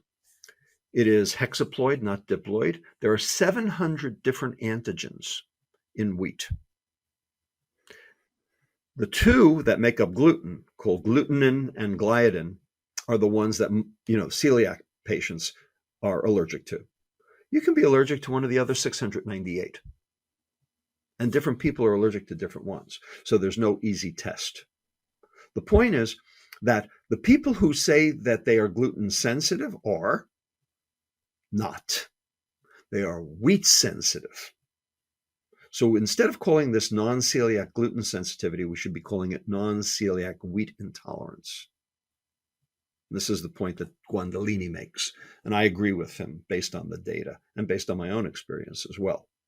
Right? So I stay away from wheat, but I can have a beer, and it won't affect me in any way, shape, or form. It's perfectly fine. So a lot of people are consuming gluten-free cakes, gluten-free breads, etc. So they're using different flours, and a lot of those flours are very high in sugar, for instance, sorghum flour. And so, yes, you end up with increased glucose spikes. And a lot of those flours, of course, are devoid of their fiber. And so you're going to get even bigger spikes. And so, yes, we've learned through continuous glucose monitoring that these gluten-free products are particularly egregious in terms of metabolic health. So, yes, you do need to watch your wheat intake if you're one of these people, but you don't need to watch your gluten intake. And what you really need to do is eat real food because you need the fiber. Is there a classic way in your diet on a practical level that you have in your rhythm, your routine, and how you eat? Is there a way that you have your go-to for ensuring that you hit that fiber amount every day as a part of your regimen, right? Is it that big salad at lunch? Is it, just curious about how you approach that for your own health. I try to make sure that there are 2 vegetables on my plate instead of a starch and a vegetable. So, like for instance, last night was Valentine's Day. And now it's not evergreen anymore. People know when we did it. I made a filet mignon for my wife, my daughter, and myself. And instead of potatoes, we had Brussels sprouts and broccoli. And we also did Mexican grilling onions. And that worked beautifully with a bottle of, half a bottle of Zinfandel. And we had a phenomenal Valentine's Day. Since you mentioned it, it's always nice to clarify because as you mentioned earlier, the poison is in the dose. So you mentioned wine. You guys had a nice little wine yesterday. Right. Good. When we talk about alcohol being toxic to the body, and everybody has a different spectrum, and there's some people, as you mentioned previously, that might be more predisposed to forming an addiction or have a family history or other components. How do you think about that for yourself? Not necessarily what advice would you give to other people, but just would love to hear about how you think about alcohol in the context of your diet and everything that you've shared here today. Right.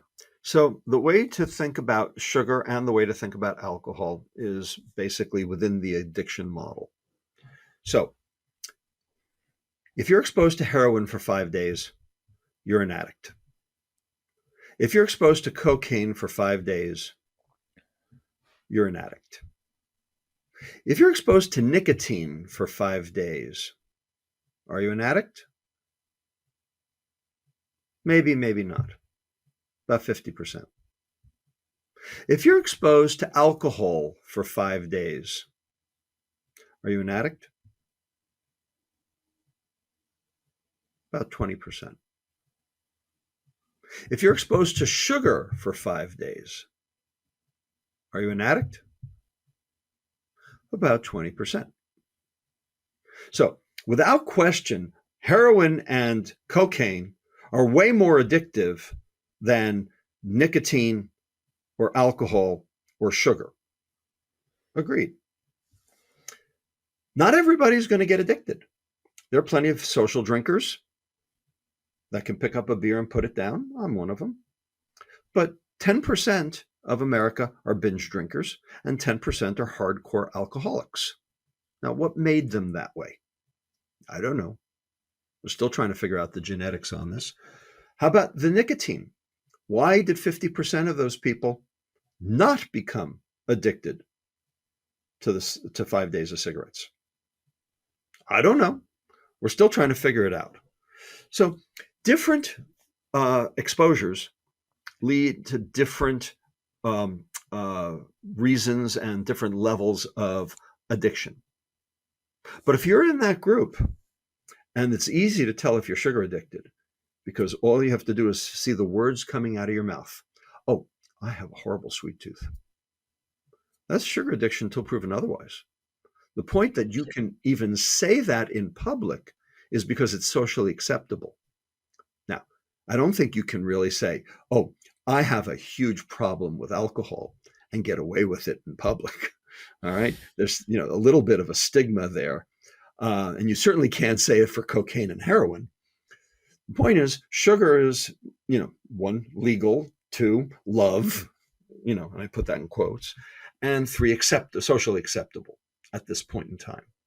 The goal is to educate the public about the dangers of sugar so that it will become less socially acceptable. So you walk down the street today and you see somebody smoking a cigarette. Okay, 40 years ago, they'd have been cool. Today, filthy habit, disgusting. You feel bad for them. You feel pity for them, right? Used to be, if you would, see people drinking, even in public, like a beer at a baseball game, hey, they're having a good time. Now you start wondering, maybe they've had too many beers. Maybe that's not so good. Today, you walk down the street, you see somebody drinking a Coca-Cola, and you think, well, they're cool. My goal is for 10 years from now, for you to walk down the street, see somebody drinking a Coca-Cola and feel sorry for them. Feel sorry for them. And really what you're saying, going back to what you talked about with the environment, having empathy for them, right? What were the situation of circumstances, education, what they were exposed to that led them to that place that it felt like consuming that on a regular basis. And the hope would be also that if they're not in that addictive zone, and if some people want to enjoy a Coca-Cola every so often, it's not my drink. I haven't had probably a Coke in a long time. Actually, the last time that I was about to have a Coke was when Levels, who I know you're an advisor for, Levels Continuous Glucose Monitor, wanted to do a test and have people do the Coke challenge, which was a whole a different thing. But this brings up a larger point, which I think is super important for people. You've shared before on past interviews that you're not against dessert. No. If it actually is dessert. That's the right. challenge for most people is that they don't know that they're eating dessert for breakfast, lunch, and dinner, and not just in the form of sugar, which is easier to catch, but also in the form of a lot of these refined carbohydrates or healthy foods disguised. They're processed foods disguised to be healthy, but have just as much, if not more, sugar than a Coca-Cola or other stuff that's there. Example, granola. Granola is a disaster. All right. It's got this health halo. Okay. Yogurt, health halo. Oh, I'm having a yogurt for breakfast. Okay. A 6-ounce plain yogurt has 7 grams of sugar, all lactose, perfectly fine. The liver will turn the galactose into glucose, no problem. If you consume a strawberry yogurt instead, 6-ounce strawberry yogurt, that's 23 grams of sugar. So that's a difference of 16 grams between the strawberry yogurt and the plain yogurt. Right? That's the problem. It's the strawberry, not the yogurt. Another example, Raisin Bran. So it's raisins and bran, right? Or is it? What color are raisins? Brown, purple? What color are the raisins in Raisin Bran? White. Why is that? Are they using white grapes in the Raisin Bran? No, they're dipped in sugar on purpose. So if you actually look at the amount of sugar in the raisins in a cup of Raisin Bran, it comes out to 8 grams. If you look at the side of the package, 1 cup of Raisin Bran is 16 grams of sugar. That means there's 8 grams of added sugar that they've added to the raisins to make them sweeter so that you will eat the Raisin Bran. Have you ever had Raisin Bran where the raisins were just raisins? You wouldn't buy that. So they dress up a lot of things to make them, quote, acceptable and try to give them a, quote, health halo. Right? The same, of course, is true for all of these juices that you have to be very wary of. So, yeah, there's a lot of subterfuge on the part of the industry to get you to consume their product. And sugar's the hook, because sugar, for lack of a better word, is addictive. When we hear all this, and your book, by the way, which is fantastic, I have the Kindle version. Otherwise, you would see your printed copy right behind me. Your book, which is fantastic. How do you take notes? I love highlighting on my Kindle. I can get through a book so quickly on my Kindle. So I will be one of those people that will go on record and saying, I'm so thankful for Kindles and digital books because I just read way better and I read way more. And I recognize it's not for everyone, but sometimes technology gets a bad rap. In this area, it's made my life so much more rich. Your book, the link is in I'm glad it's made someone's life rich, because it's only made my life miserable. Well, if it wasn't for technology, I wouldn't be able to have this conversation with you. So I'm super appreciative of that. Your book, which is in the show notes below, Metabolical, The Lure and Lies of Processed Food, Nutrition, and Modern Medicine. You go even deeper into some of the things that we talked about today. Highly recommended for anybody to pick that up. And if people don't read to the end, which sometimes happens with books, or if people are listening to the first part of this interview, you start to imagine a very pessimistic world. And it's not the case. There are actual solutions inside of there besides the practical things that we can do on an individual basis.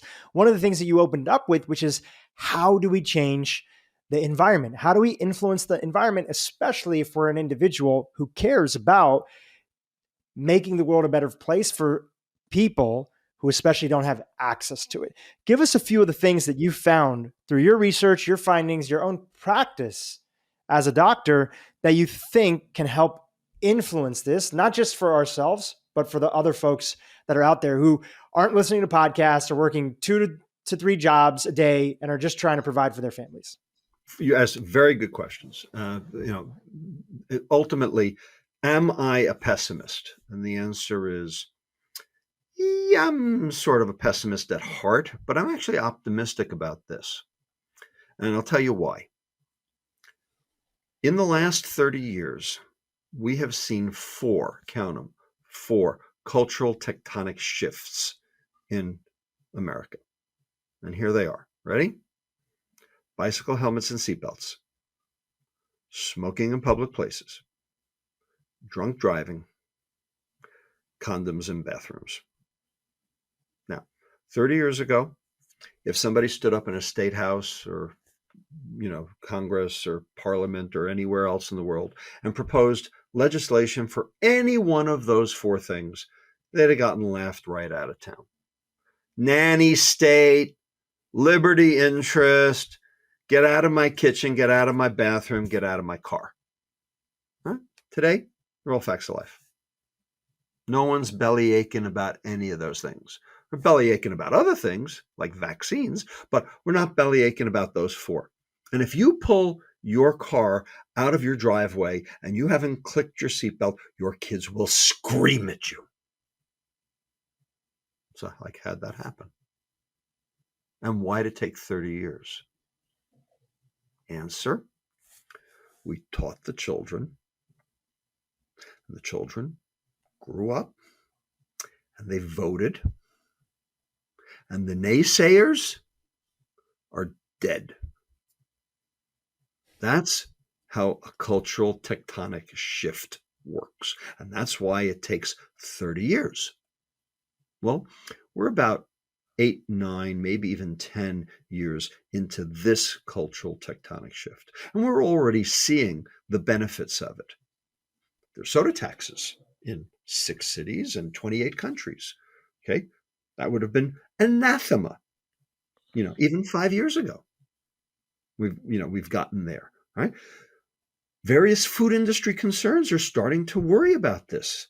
For instance, Danone and Unilever have reduced the added sugar in their respective portfolios by 14%. Now, I'll be honest with you, 14% is like, it's the drop in the bucket, right? I'm working with an international food conglomerate right now to reduce their added sugar in their portfolio, 176 different SKUs, by 78%. Okay, it's a 2-year project. We're 1 year in, right? And, we're going to be able to do it. So the point is that there are people who are getting it, all right? Mars agreed to, the 10% USDA dietary guidelines. They're a frigging candy company. M&Ms and, Snickers, all right? Guess what? Coke even agreed to the 10% because they were under pressure because of what happened to their global energy balance network disaster. That, they're a pariah in the public health community, and they're trying to basically back their way back in. All right? The point is, they're under a lot of pressure to do right because this metabolic disaster that has befallen the human race, okay, this is, aside from climate change, this is it. Okay. And of course, the two are related, climate change and the metabolic health crisis. So we're seeing, the benefits of, this kind of advocacy in the changes that have been made in the food industry, in what's happening. We're seeing it, with, vegan meats. I'm not telling you that they're good or bad, but we're seeing the fact that, these issues are coming to the fore. So I'm actually quite optimistic about those things. The question is, what can you do? What can the individual do? And the answer is there are several things. Number one, you vote. You vote with your fork.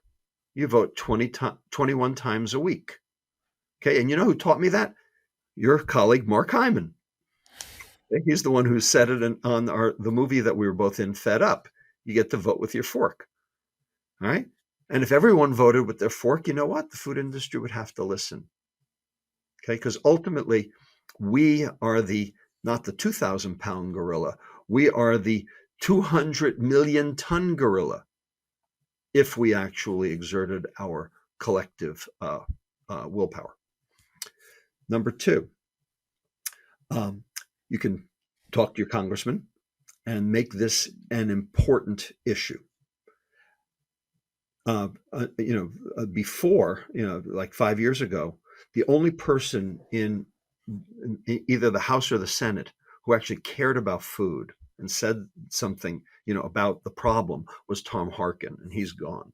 But now there are a whole bunch of people talking about it. Rosa DeLauro's talking about it from Connecticut, Jim McGovern from Massachusetts, Tim Ryan from Ohio, Mark DeSaulnier here from California, have all made, the problem of food, part of their platforms. So there's, shall we say, an early groundswell within Congress. And so you need to basically apply pressure yourselves, to get these, to get congressmen and congresswomen on board. All right, what else can you do? First of all, you can petition and lobby your school districts to provide real food to children in school. I am the chief science officer of a nonprofit here in the Bay Area called Eat Real, where we're actually changing the food procurement paradigm for school districts so that every kid gets fresh, real food each day at school. Now, one of the reasons why they eat garbage now is because back in the 1970s, the Congress basically said to the school districts that, to the Department of Education, to the school districts, you have to make book on your cafeterias. They can't be loss leaders for your schools. They have to basically, meet their budget. And so all of a sudden they were under the gun. And so they turned to Cisco and McDonald's and, everybody else. And they said, oh, sure, we'll be happy to feed your kids. And guess what? Because we'll feed your kids, you won't even need all those lunch ladies. You can fire them, and you can actually recoup the infrastructure, the real estate in the schools, to turn the food prep areas and the cafeterias into classrooms, which you're going to need. And so they did. And so now the schools don't even have any place to produce the food. And that's, of course, that was their plan all along, was to basically, make you hostage to the food industry. And now all these schools are, so they can't even provide real food. So we've developed a business model that actually prepares the food off-site at a centralized facility and then farms it out. And we've done this now in the Mount Diablo Unified School District here in the East Bay, and we're doing it in 213 districts around the country. So if you're listening to this and you're worried about school food, we've got an answer for you. Okay? All you have to do is want it. And all you have to do is talk to your school board about inquiring into it. Eat Real. Okay, there's an example of something you can do that can change kids' metabolic health and their grades on a dime. All right, as an example. All right. Then there are other things we can do. Ultimately, insurance companies will pay for food if they don't have to pay for medicine.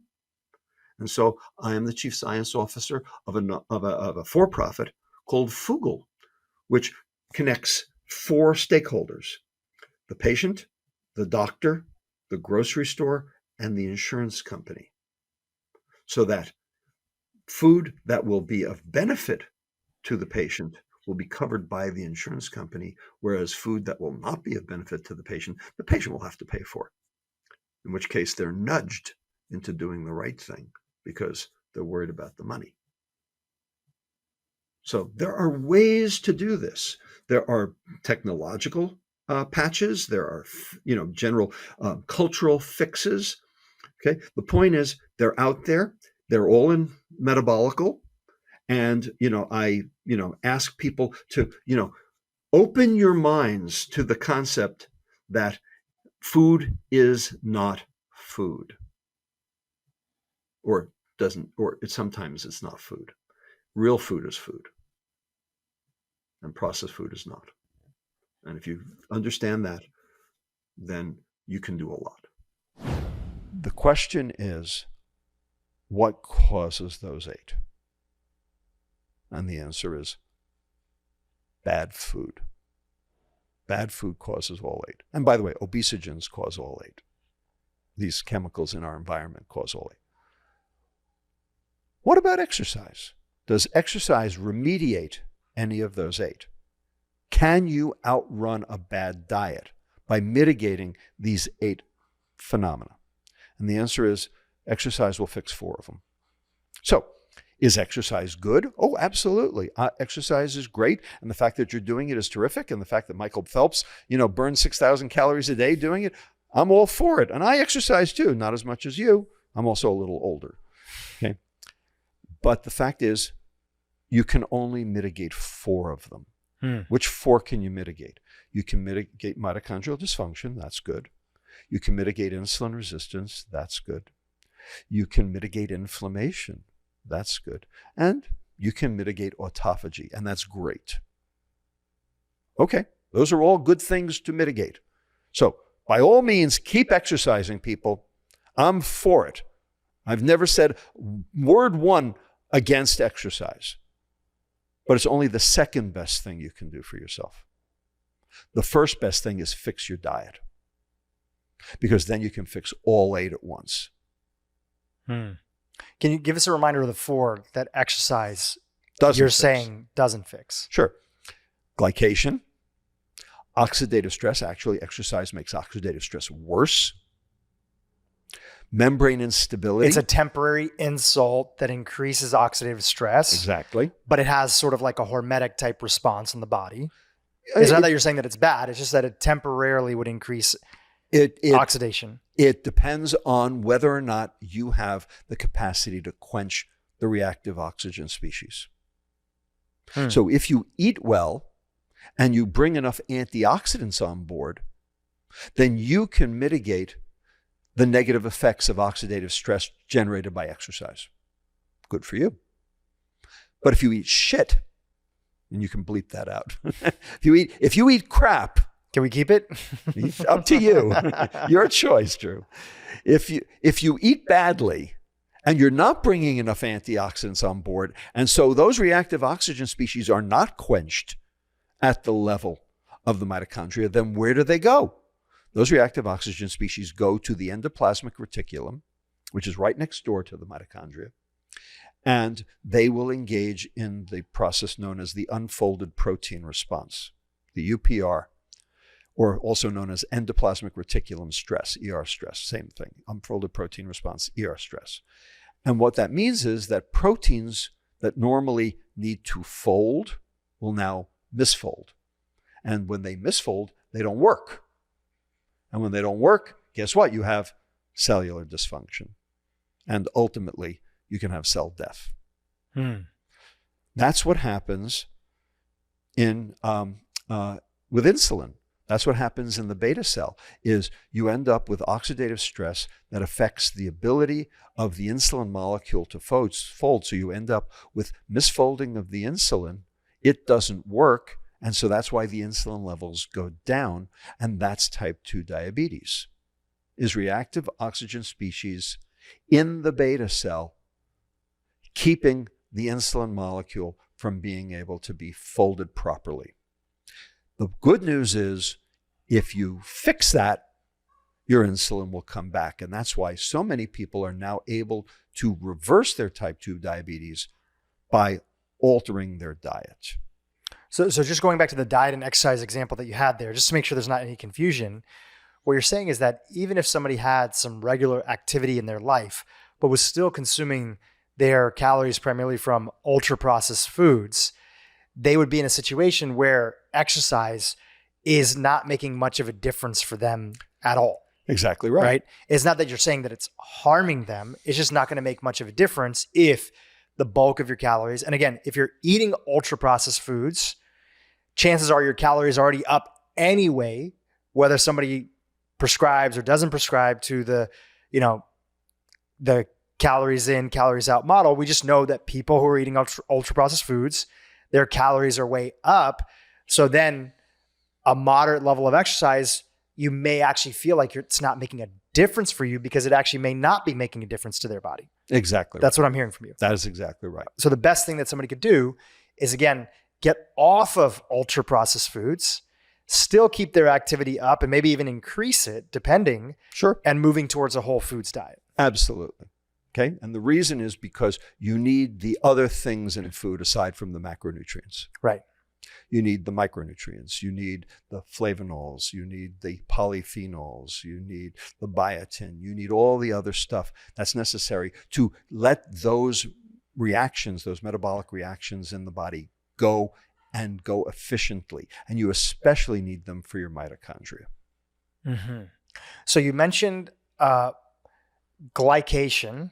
Glycation, Yep. oxidative stress. Oxidative stress, which you talked about. Okay. Membrane instability will not be fixed by exercise. The only thing that fixes membrane instability is omega-3s. Mm-hmm. Okay. So let me explain. So your mitochondria instability. don't play a role in membrane strength? No. Okay. Different phenomenon. In fact, your mitochondria are made of membranes, and that's a great way to end up with mitochondrial dysfunction, is to have membrane instability, because the fatty acids that make up the cristae of the mitochondria are all essential fatty acids that you have to ingest. So give us a breakdown on membrane instability. What is the membrane? So, what makes it up? Why is it important? Right. The membrane is the covering of the cell. Okay, the fatty covering of the cell.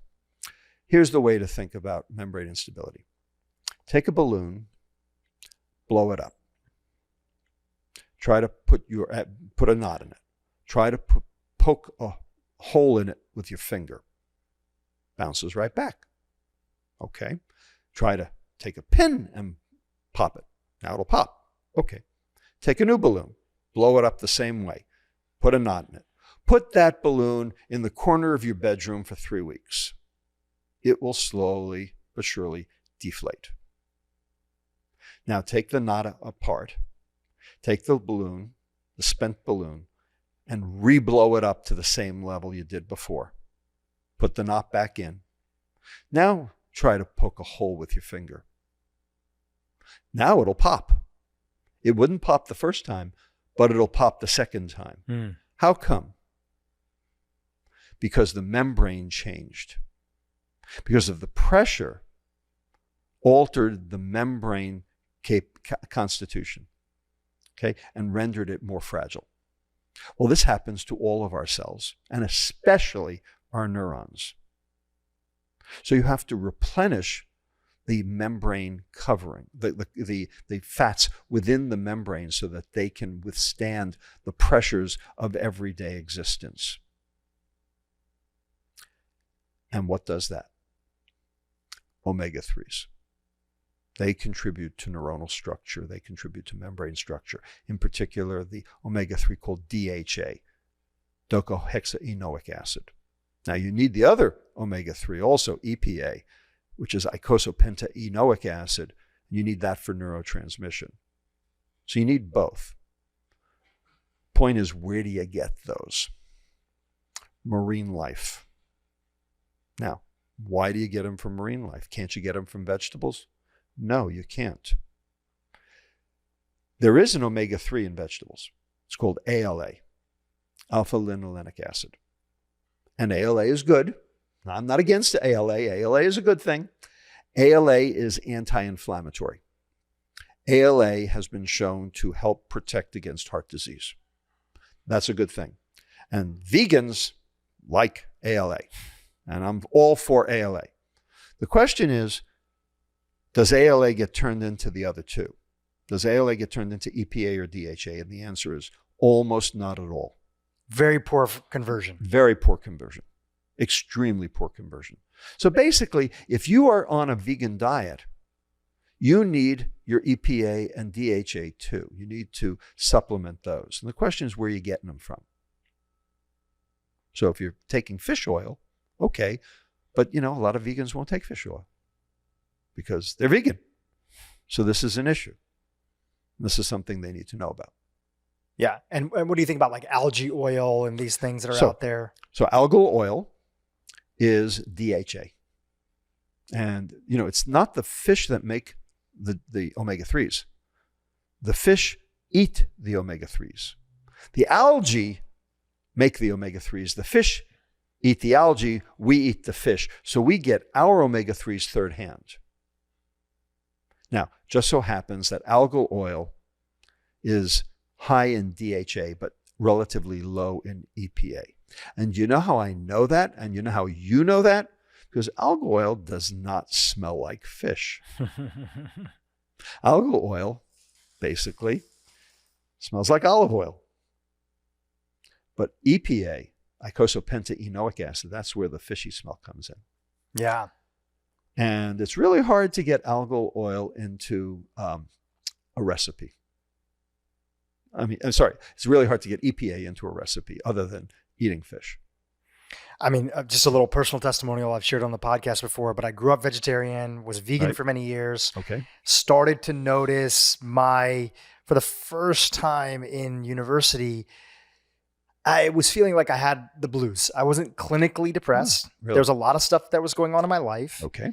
And I started to be open to the idea that maybe I didn't know everything about diet. I was a pretty staunch vegan at the time. I wasn't at protests and things, but anybody who would ask, I would say, here's why I think you should be vegan, because that's what I knew at the time. Right. And then later on, when I got introduced to the world of functional medicine, I ended up, one of the first tests that I did got me to personally, this is my own personal testimonial, I'm not advocating what people have to do. I did a $99 test no affiliation with them, called the Omega Quant. All right. And it was a breakdown of my omega-3, 6, and 9. And I saw that my omega-3 was super low. Right.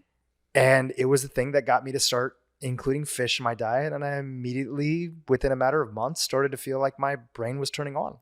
Fantastic. That's just my own personal testimonial. Okay. And I know there's a lot of successful vegans that are out there, but I always like to share with my audience my own experiences. I understand. And, look, I have nothing specifically against veganism. And I want to make that very clear. Okay. Everyone's entitled to do what they want. But it's also true that everyone's entitled to do what they want. And that means that you don't tell me what I should do. Right. Either way. Of course. Okay. So I want to make that very clear. I'm very libertarian on this issue. Mm-hmm. My goal is to optimize everyone's health. And what I'm saying is that membrane instability is super important to try to mitigate. We need to protect our membrane. We do.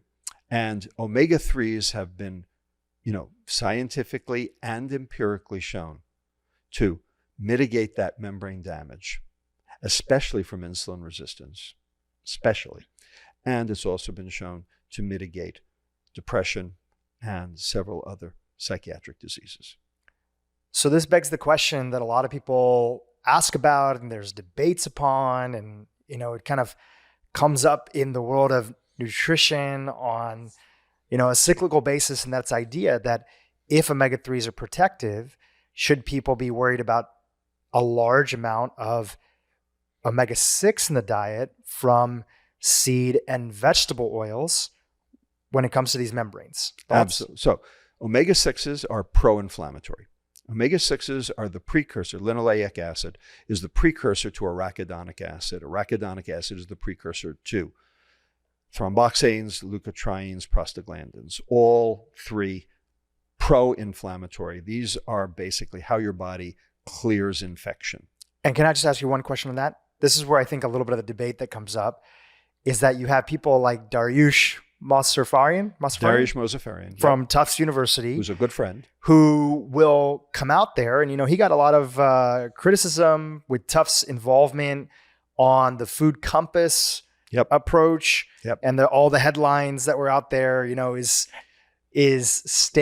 Lucky Charms, healthier than steak and, things like that.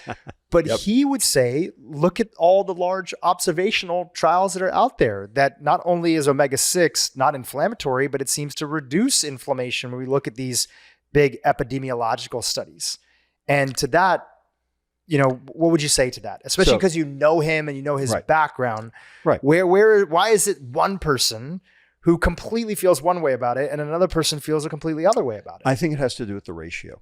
Okay. We've heard that it's not so much the amount as it is the ratio. Mm-hmm. At least that's the story I've heard and read about. Now, have I researched it myself? No. But I've read all the papers. Mm-hmm. Our optimal omega-6 to omega-3 ratio is about 1-to-1. That's optimal. Mm-hmm. Our acceptable ratio is around 3-to-1 or 4-to-1. Our current median ratio in this country is 25-to-1. So we're getting a whole lot of omega-6s and not a whole lot of omega-3s. So the question you're asking is it just the omega-3 lack or is it the omega-6 excess that makes the difference? And the answer is, who cares? We have a problem. And the problem is fixed by increasing the omega-3s in our diet. And if we do that, we'll be actually getting rid of the omega-6s. I guess the only part of that feels a little confusing is, and again, for as little as you say that you've researched it, obviously you have more context of the ecosystem. Mm-hmm. And I'm not a researcher. I'm not a medical doctor. I always remind my audience, I'm just here to try to ask good questions. And I'm a student, just like everybody else out there. Absolutely. No problem.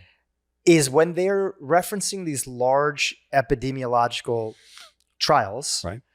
Generally people are going to be within this, the same ratio of omega-6 and 3 as the population, unless if they've sort of removed certain groups from that. Right. So if those people have the same on average ratio is omega-3 and omega-6. And they're showing that people who generally are having, again, I don't know what the conclusion is, but from what I heard from him on different podcasts is that, well, in fact, people who have more omega-6, there seems to be an anti-inflammatory component. So is that, I guess that's the part that I'm a little bit confused about. If it is about the ratio, but the studies that are epidemiological are showing people who have more omega-6s in their diet. So are you saying that those studies, it could be that they also have a good ratio of omega-3? Yeah. So remember, it's the ratio, not the amount. So we're not talking enough about the ratio of those individuals. That's it's not just that they have higher omega-6s. We may not be looking at the omega-3s. That's right. You can't look at one out of context. That'd be a good thing actually to look into. I'll follow up on that a little bit afterwards and see if that's the case, or if they have. I know Omega Quant themselves has assembled a lot of research that's out there, from what I've seen on their website, but that'd be a good thing to look at. Are they referencing that it's omega-6 in the context of 3? Right. And is that the reason why they still see a protective benefit? The way they make it sound, and other individuals who are sort of in that space too, like we've had Simon Hill on the podcast, and he said, look, I'm not a big fan of seed oils, but I just don't like all this demonizing of people saying seed oils are pro-inflammatory because the data doesn't support that. Well, you need inflammation. Okay. Inflammation's essential. Well, I guess they're not talking about like daily sort of essential role of inflammation, but like the level that we talk about. Right. Because didn't you just refer to omega-6s as being inflammatory inside? Well, they're of that? pro-inflammatory. Pro-inflammatory. Okay, that sort of makes the audience feel like we don't want too much of them in the diet. That's the assumption. That's the assumption. That's the assumption. Okay. Now, you need inflammation or you'd be eaten by the maggots. I mean, the fact of the matter is we have to have an appropriate inflammatory response to be able to fight off infection, viruses, COVID, etc. But the question is, what happens when you overdo it? Mm-hmm. Inflammation is one of the hateful eight, right? Inflammation is number 6. Which you really mean chronic inflammation. Chronic inflammation, right. Absolutely. Acute inflammation is essential for basically getting through the day. Yeah. But chronic inflammation is another story. And you don't need chronic inflammation. You don't want chronic inflammation. And the question is, where's that inflammation coming from? And the answer is it's coming from your gut. Your gut is a sewer, literally, figuratively and literally. It is a sewer. It's got all sorts of bad guys in there. And the goal is to keep the bad guys in the sewer and not let them into your bloodstream. And there's 3 barriers in your intestine that keep the bad guys in the sewer. Here they are. Number 1, physical barrier. The mucin layer. So there's a layer of mucus sitting on top of all your intestinal epithelial cells, providing a physical barrier between the junk and your bloodstream. Necessary. Well, that mucin layer can go away. That mucin layer can be eaten. What eats it? Well, the microbiome, if you don't feed it what it needs, well, it needs fiber. And so a fiberless diet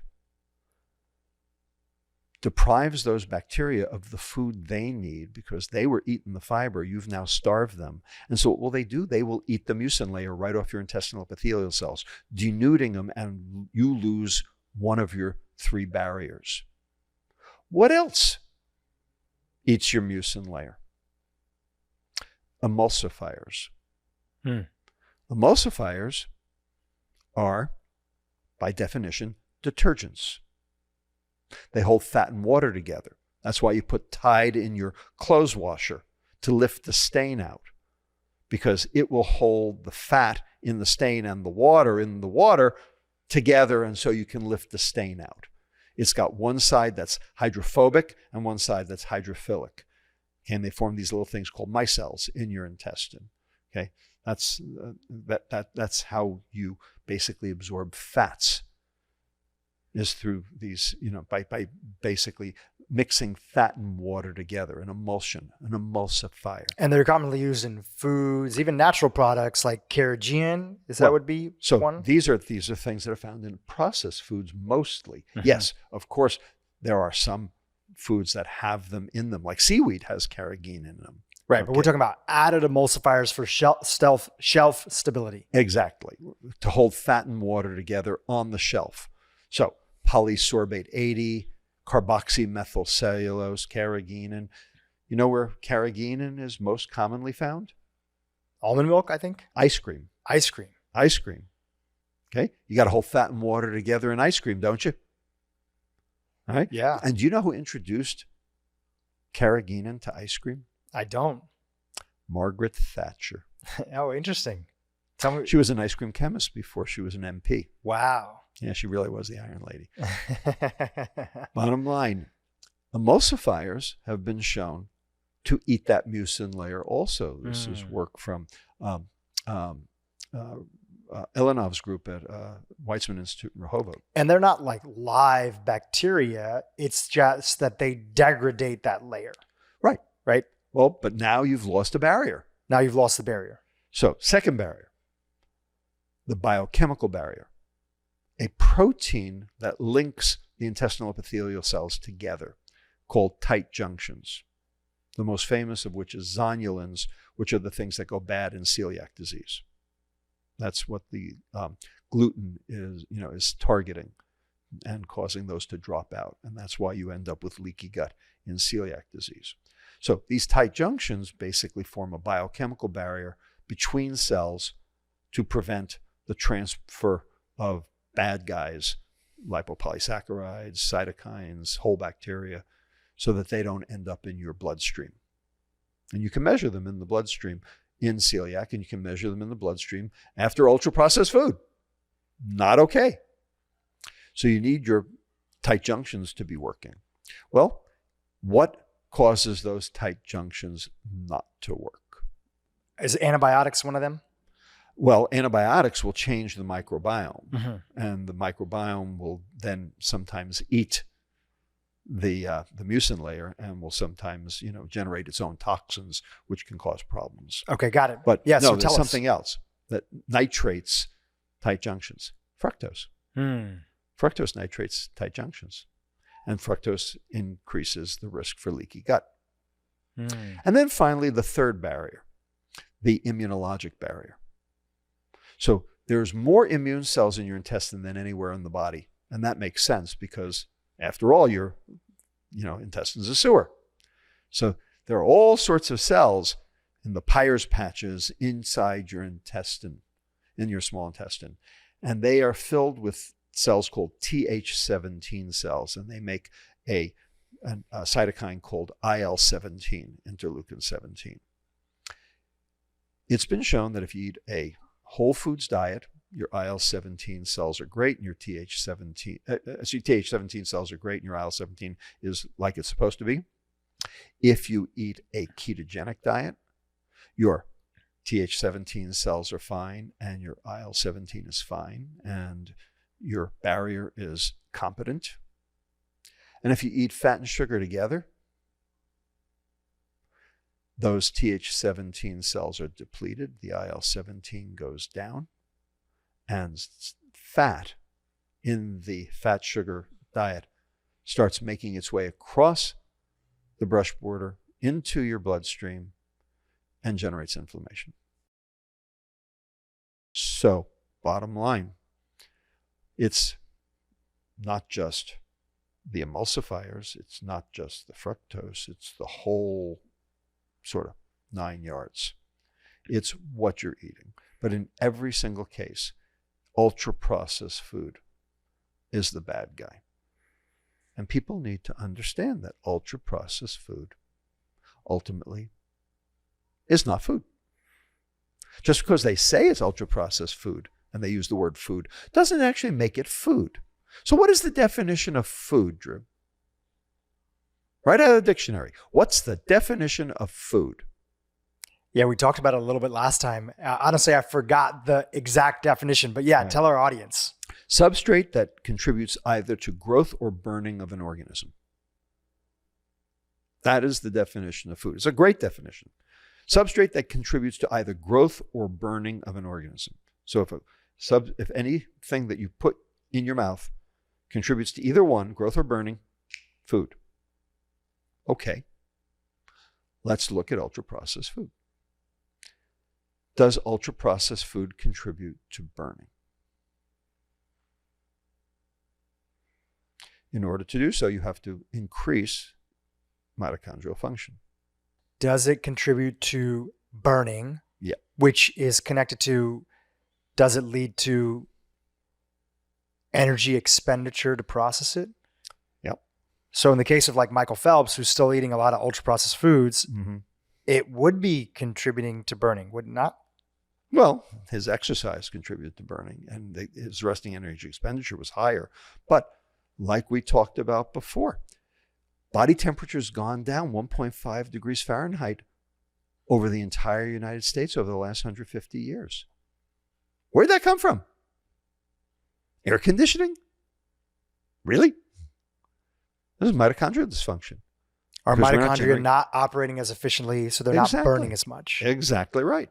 And specifically fructose, because of those inhibition of those three enzymes we talked about, AMP kinase, ACAD-L, and CPT1, carnitine palmitoyltransferase 1.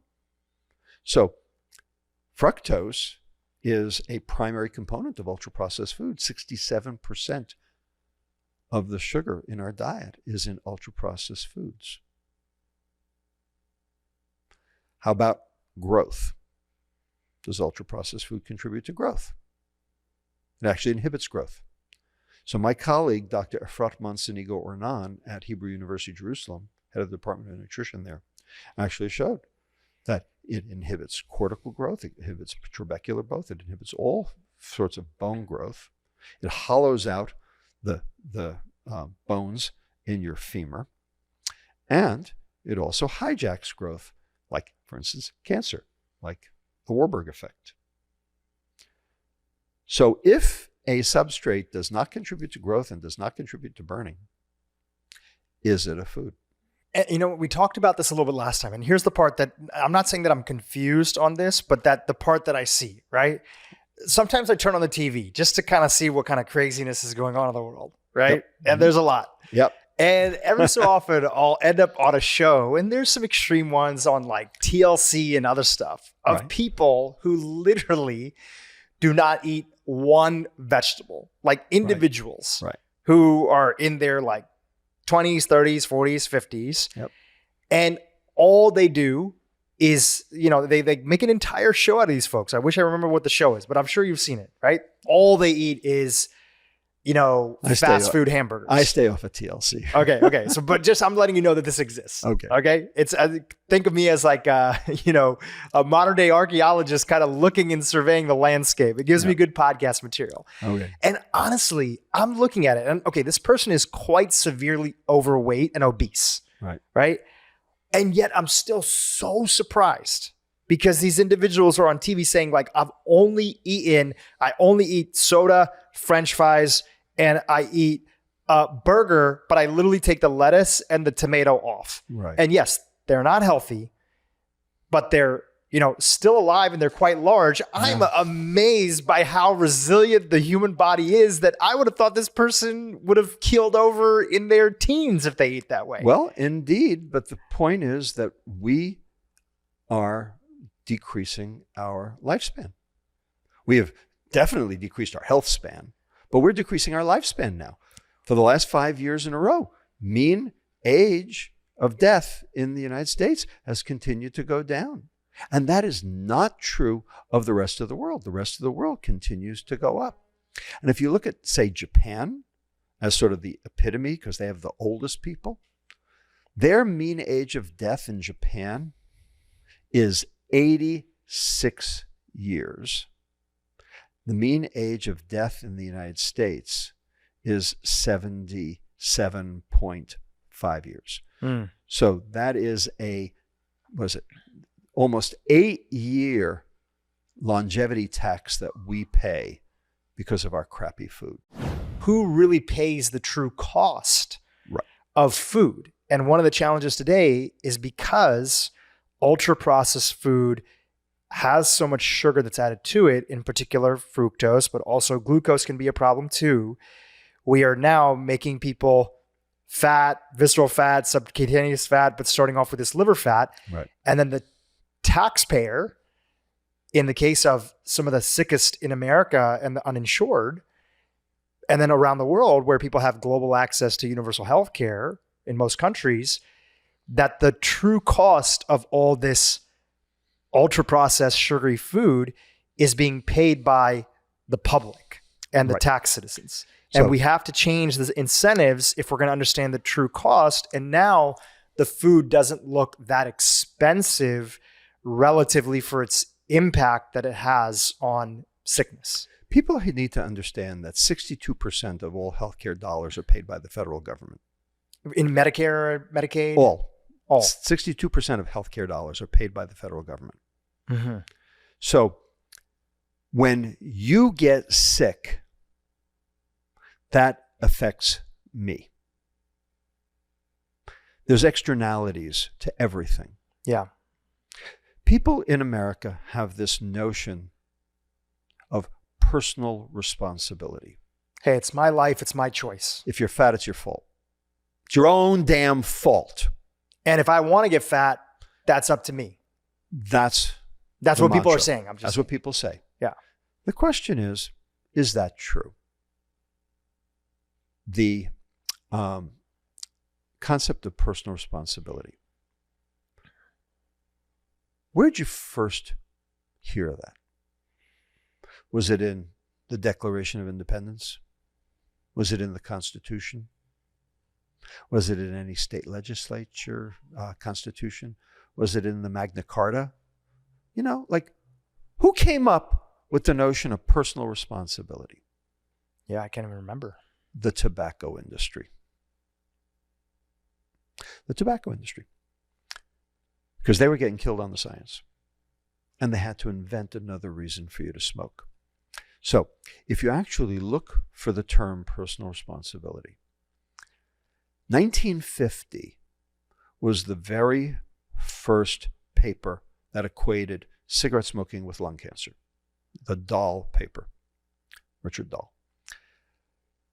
In 1964, the Surgeon General came out with the famous, Surgeon General report, basically equating smoking with lung cancer.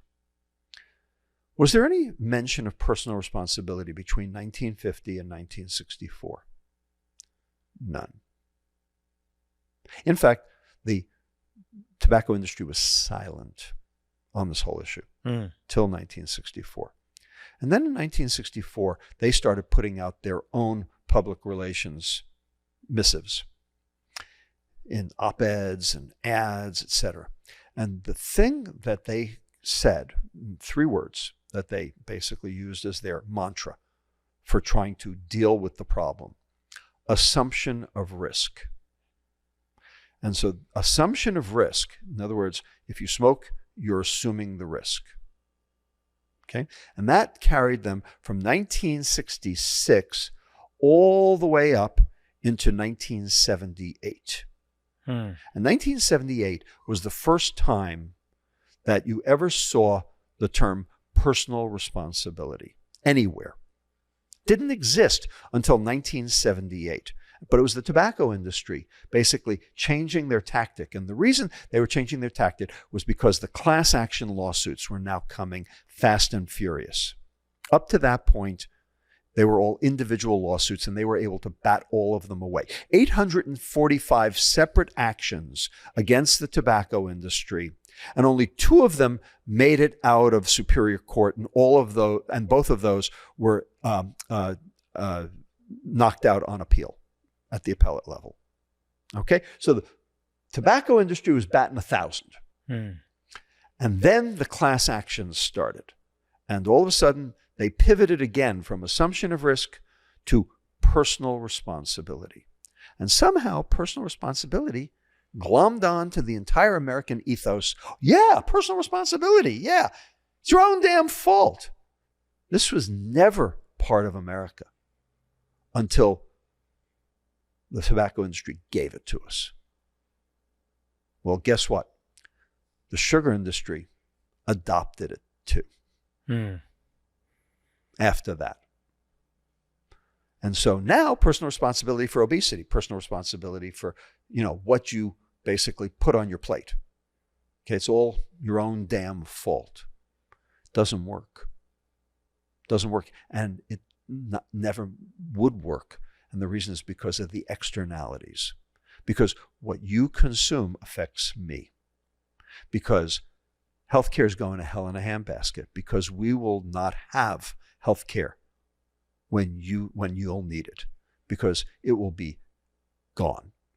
Because Medicare and Social Security will be broke by the year 2029 because of metabolic syndrome. Not because of obesity, because of metabolic syndrome, which is sugar. So this whole concept of personal responsibility, this whole concept of how we're going to deal with the problem has to be completely rethought. And we have to understand that this is a global problem. This is a problem that government needs to address. This is not something that individuals can fix. This is not something that the food industry will want to fix. Now, the question is, can that work? And the answer is absolutely it can, and we have a model. We actually have a template for how to do this. In 2003, the Blair government in the UK called together all of the food companies in Britain. So Tesco and Marks and Spencer and Waitrose, etc., to a secret meeting. And at that meeting, the Blair government announced hypertension and stroke have gone through the roof in Great Britain. And it's because of the salt in the diet. And we are going to get the salt down. You, food companies, are going to reduce the salt content of each of your offerings by 10% per year over the next 3 years to a final reduction of 30%. And we're not going to tell anybody. All under the wire. Everyone plays, so no one has a competitive disadvantage. And we're not telling the public. We're just going to do it. And we, government, are going to play referee. And they did it. And sure enough, 30% reduction over the course of 3 years.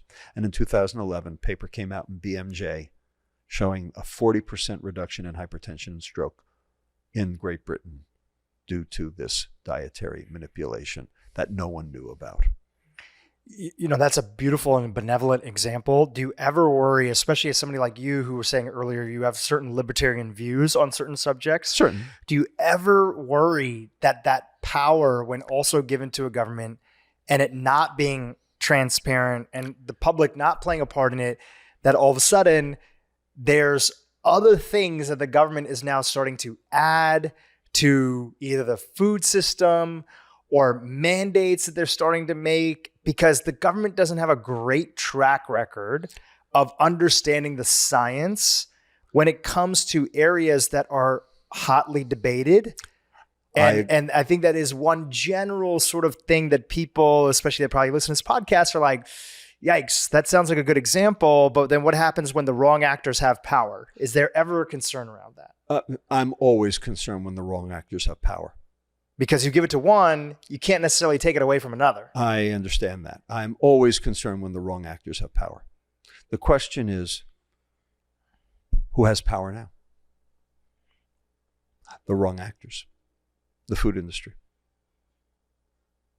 And what they did was they started adding sugar back in the 1960s because they all went low, because they were told to go low fat. Well, how'd they decide to go low fat? Because the government told them to go low fat. That was a problem, right? Agreed. But how did the government figure that out? Because the sugar industry paid off 2 Harvard School of Public Health nutrition scientists to say so. Fred Stair and Mark Hegstead. Fred Stair was the head of the Department of Nutrition at Harvard, and Mark Hegstead was his deputy who ended up becoming the head of the USDA. It was a put-up job all along. So you're basically saying the food industry already has power. They're already bad actors. And they're already bad actors. Now, if you look at the case of alcohol and tobacco, it seems to be that in addition to the Surgeon General coming out and making their statement when it comes to tobacco, a big part of the campaign around tobacco that lowered consumption was taxes. Yeah. How do you feel about taxes when it comes to processed foods, added sugar, etc.? I'm for them, but here's why. Here's the difference. I'm for them and I'm against them. Mm-hmm. So this is a little complicated. Yeah. How can you be Let's for, against, and let's against? get into the Just nuance. like John Kerry. A little flip-flop. No, not at all. I'm not flip-flopping at all. Okay. I'm actually against taxes, but here's why. When you initiate a soda tax or a sugar tax, it's really 3 taxes in one. It's not 1 tax, it's 3. We just don't call the other 2 taxes. First tax is the subsidy, the food subsidy, the sugar subsidy. Because if you're subsidizing one thing, that means you're raising the price on everything else because you have to make book. There's no free lunch. So if you subsidize a product. Through crop subsidies, Farm bill, absolutely. So let's get rid of all the subsidies. So the people say, well, if you got rid of all the subsidies, price of food would go sky high. Actually, the Giannini Foundation at UC Berkeley did this exercise several years ago. They modeled what would food look like if we got rid of all, it has to be all the food subsidies, not just the sugar subsidy, but all the food subsidies. And it turns out the price of food would not change except for 2 items, corn and sugar, the things we'd want to go up to try to reduce effective availability. So a subsidy is really a tax. It's a subsidy on one thing, a tax on everything else. Right. That's for tax number 1. Mm-hmm. Tax number 2, we don't call it a tax. We call it a premium, an insurance premium. Because your employer, which does Mark pay you? He's paying $2,750 a year for obesity-related health care, even though you're not obese. Okay? Every employer is paying $2,750 a year for obesity-related health care, irrespective of whether that individual is obese or not. Well, that employer can't afford that. So that means your salary is lower because of it. That's why we needed so many young people on Obamacare. Right? Exactly. To take care of the primarily older people who are obese. Correct. Well, that we don't call that a tax, but it is because it's coming out of your pocket. It's called a premium. And then finally, there's the sugar tax or soda tax itself. So that's 3 taxes in one. If you got rid of the subsidies, you could get rid of the other 2. So I'd rather see getting rid of food subsidies. The problem, of course, is that means Congress. Right. Because only the Congress can fix that because that's in the Farm Bill. Yeah. Okay? If Congress won't act, then the next best thing to do is a sugar or soda tax. Mm-hmm. But getting rid of the subsidy is way better. So that's why I'm for it and against it. Yeah. No, that totally makes sense. Going back to also one of the conversation on subsidies, Sam Katz said one time when I heard him in an interview at this organization Summit that I'm part of, Summit Series, mm-hmm. He was saying, we give too much credit to subsidies. Subsidies has allowed for all these efficiencies in these big processed food companies. Yep. And so it's the efficiencies that, because they're efficient at using corn for this, they're efficient at using, all these major crops that are there. And so to that I say, okay, great. So use the efficiencies and don't have the subsidies towards it, right? So it still goes back to your idea, which is let's not give favorable edge because that's crony capitalism, right? Fake capitalism. Let's have everybody sort of fend for themselves. Well, that would be good. And let's see, how that would happen. I'm for the market. Yeah. Let the market work. Subsidies distort the market. Mm-hmm. Let's get rid of the subsidies. Let the market work. Even the libertarians can get on board with that.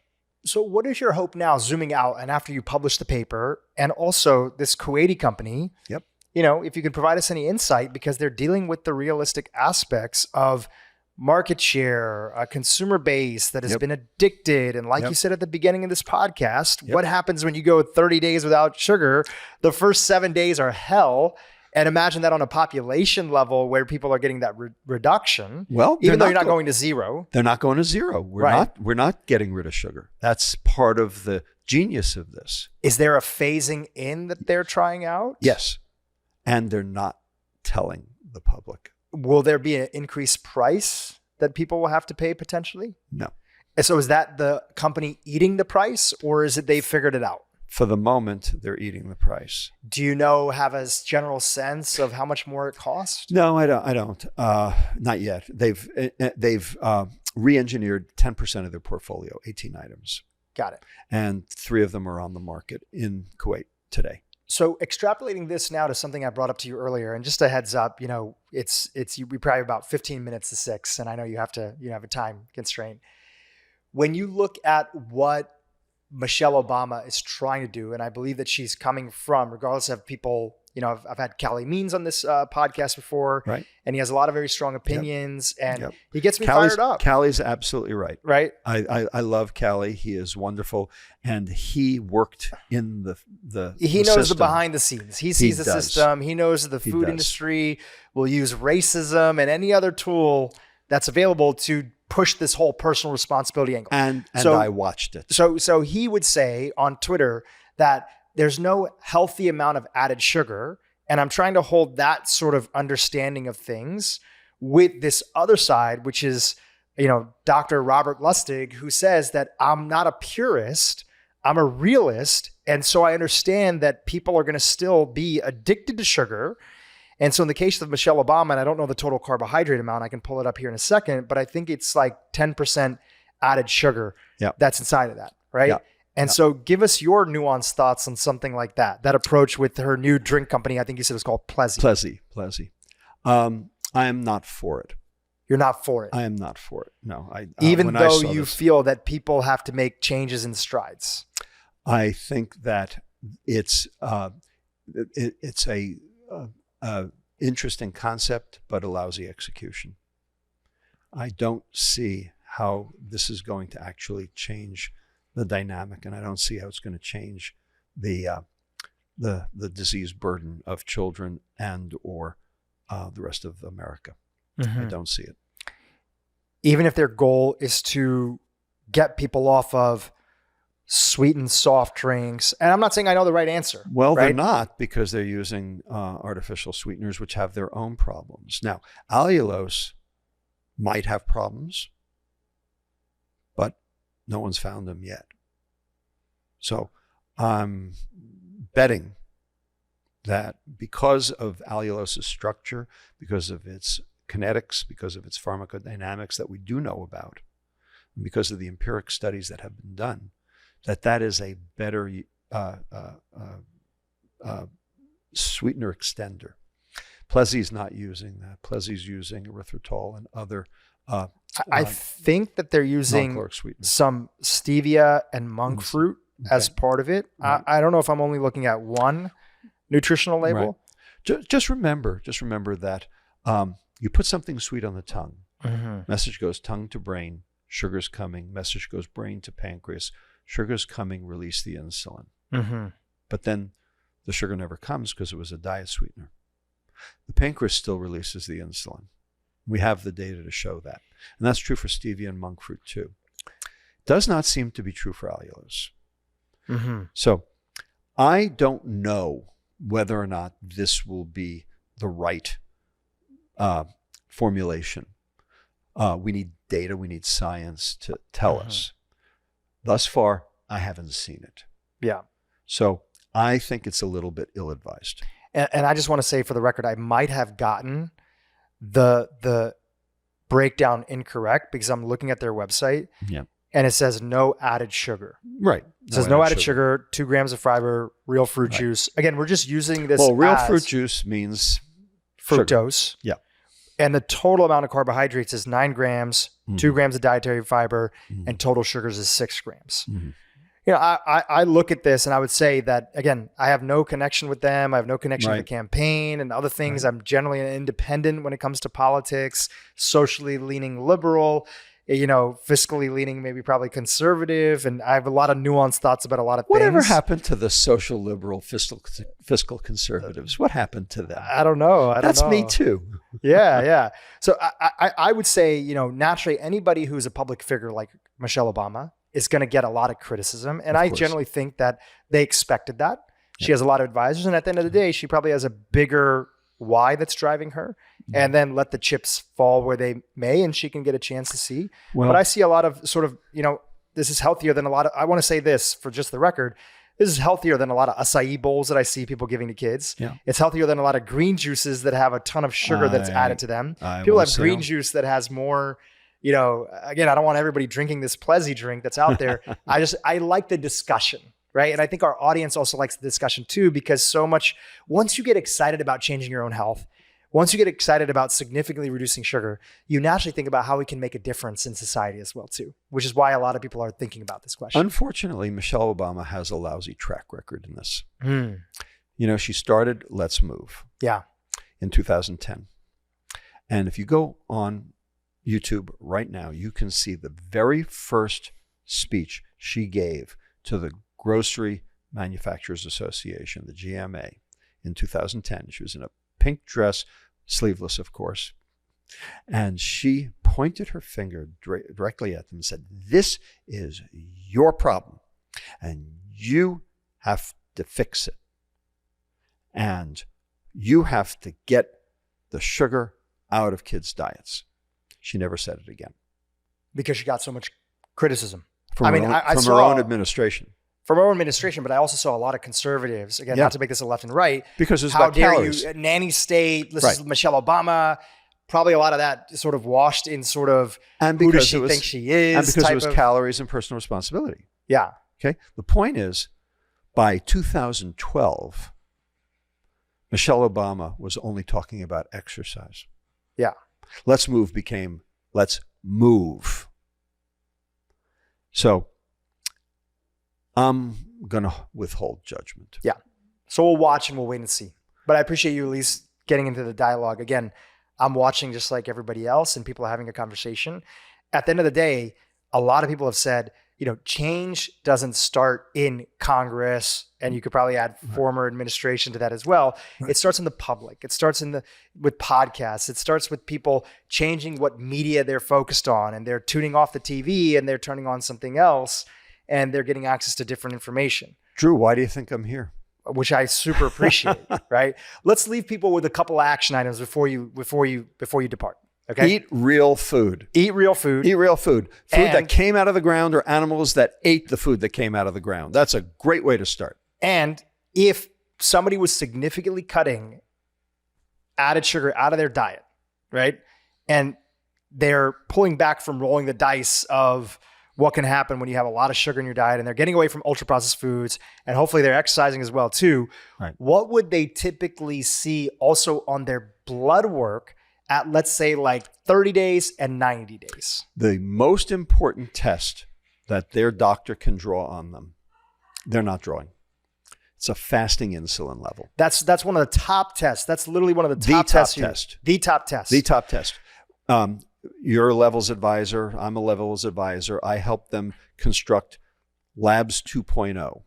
And Labs 2.0 is 5 tests.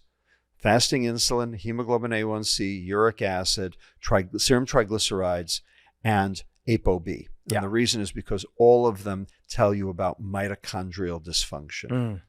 They don't tell you about obesity. They tell you about mitochondrial dysfunction. Fasting insulin is the single most important test to look for mitochondrial dysfunction. If your fasting insulin is above 10, you have it. If your fasting insulin is above 15, you have it bad. That's a great way to start. Now, and optimal, would you say, is 5 or less? 5 or less is fantastic. If you're a marathon runner, you have a 2. Yeah. Okay. I'm about a 3. Oh, well, why am I surprised? Of course you are. The point is that the American Diabetes Association tells doctors don't draw fasting insulin. Why is that?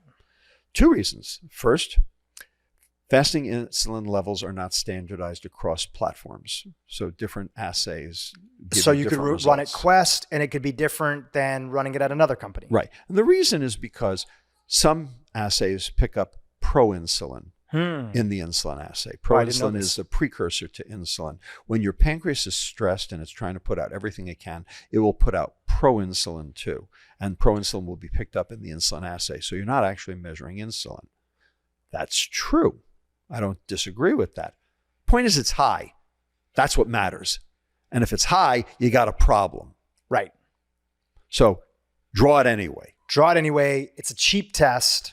And Right. then you can use that number to follow whether the patient gets better. You have a benchmark for whether the patient gets better. So that's specious reason number 1. Yeah. One actionable thing everybody can do today, go to your doctor, ask nicely, and get Get a this test. fasting It's insulin. not that expensive. Tell them why you care about that. Right. You know, give them a copy of your book if they're open to it. That's a good idea. Right? The second reason the ADA says don't draw it is because fasting insulin levels do not correlate with obesity. That's correct. They correlate with metabolic health. Right. You can have those skinny tofu people Exactly. who still have a high fasting insulin, There you go. but are not by BMI standards overweight.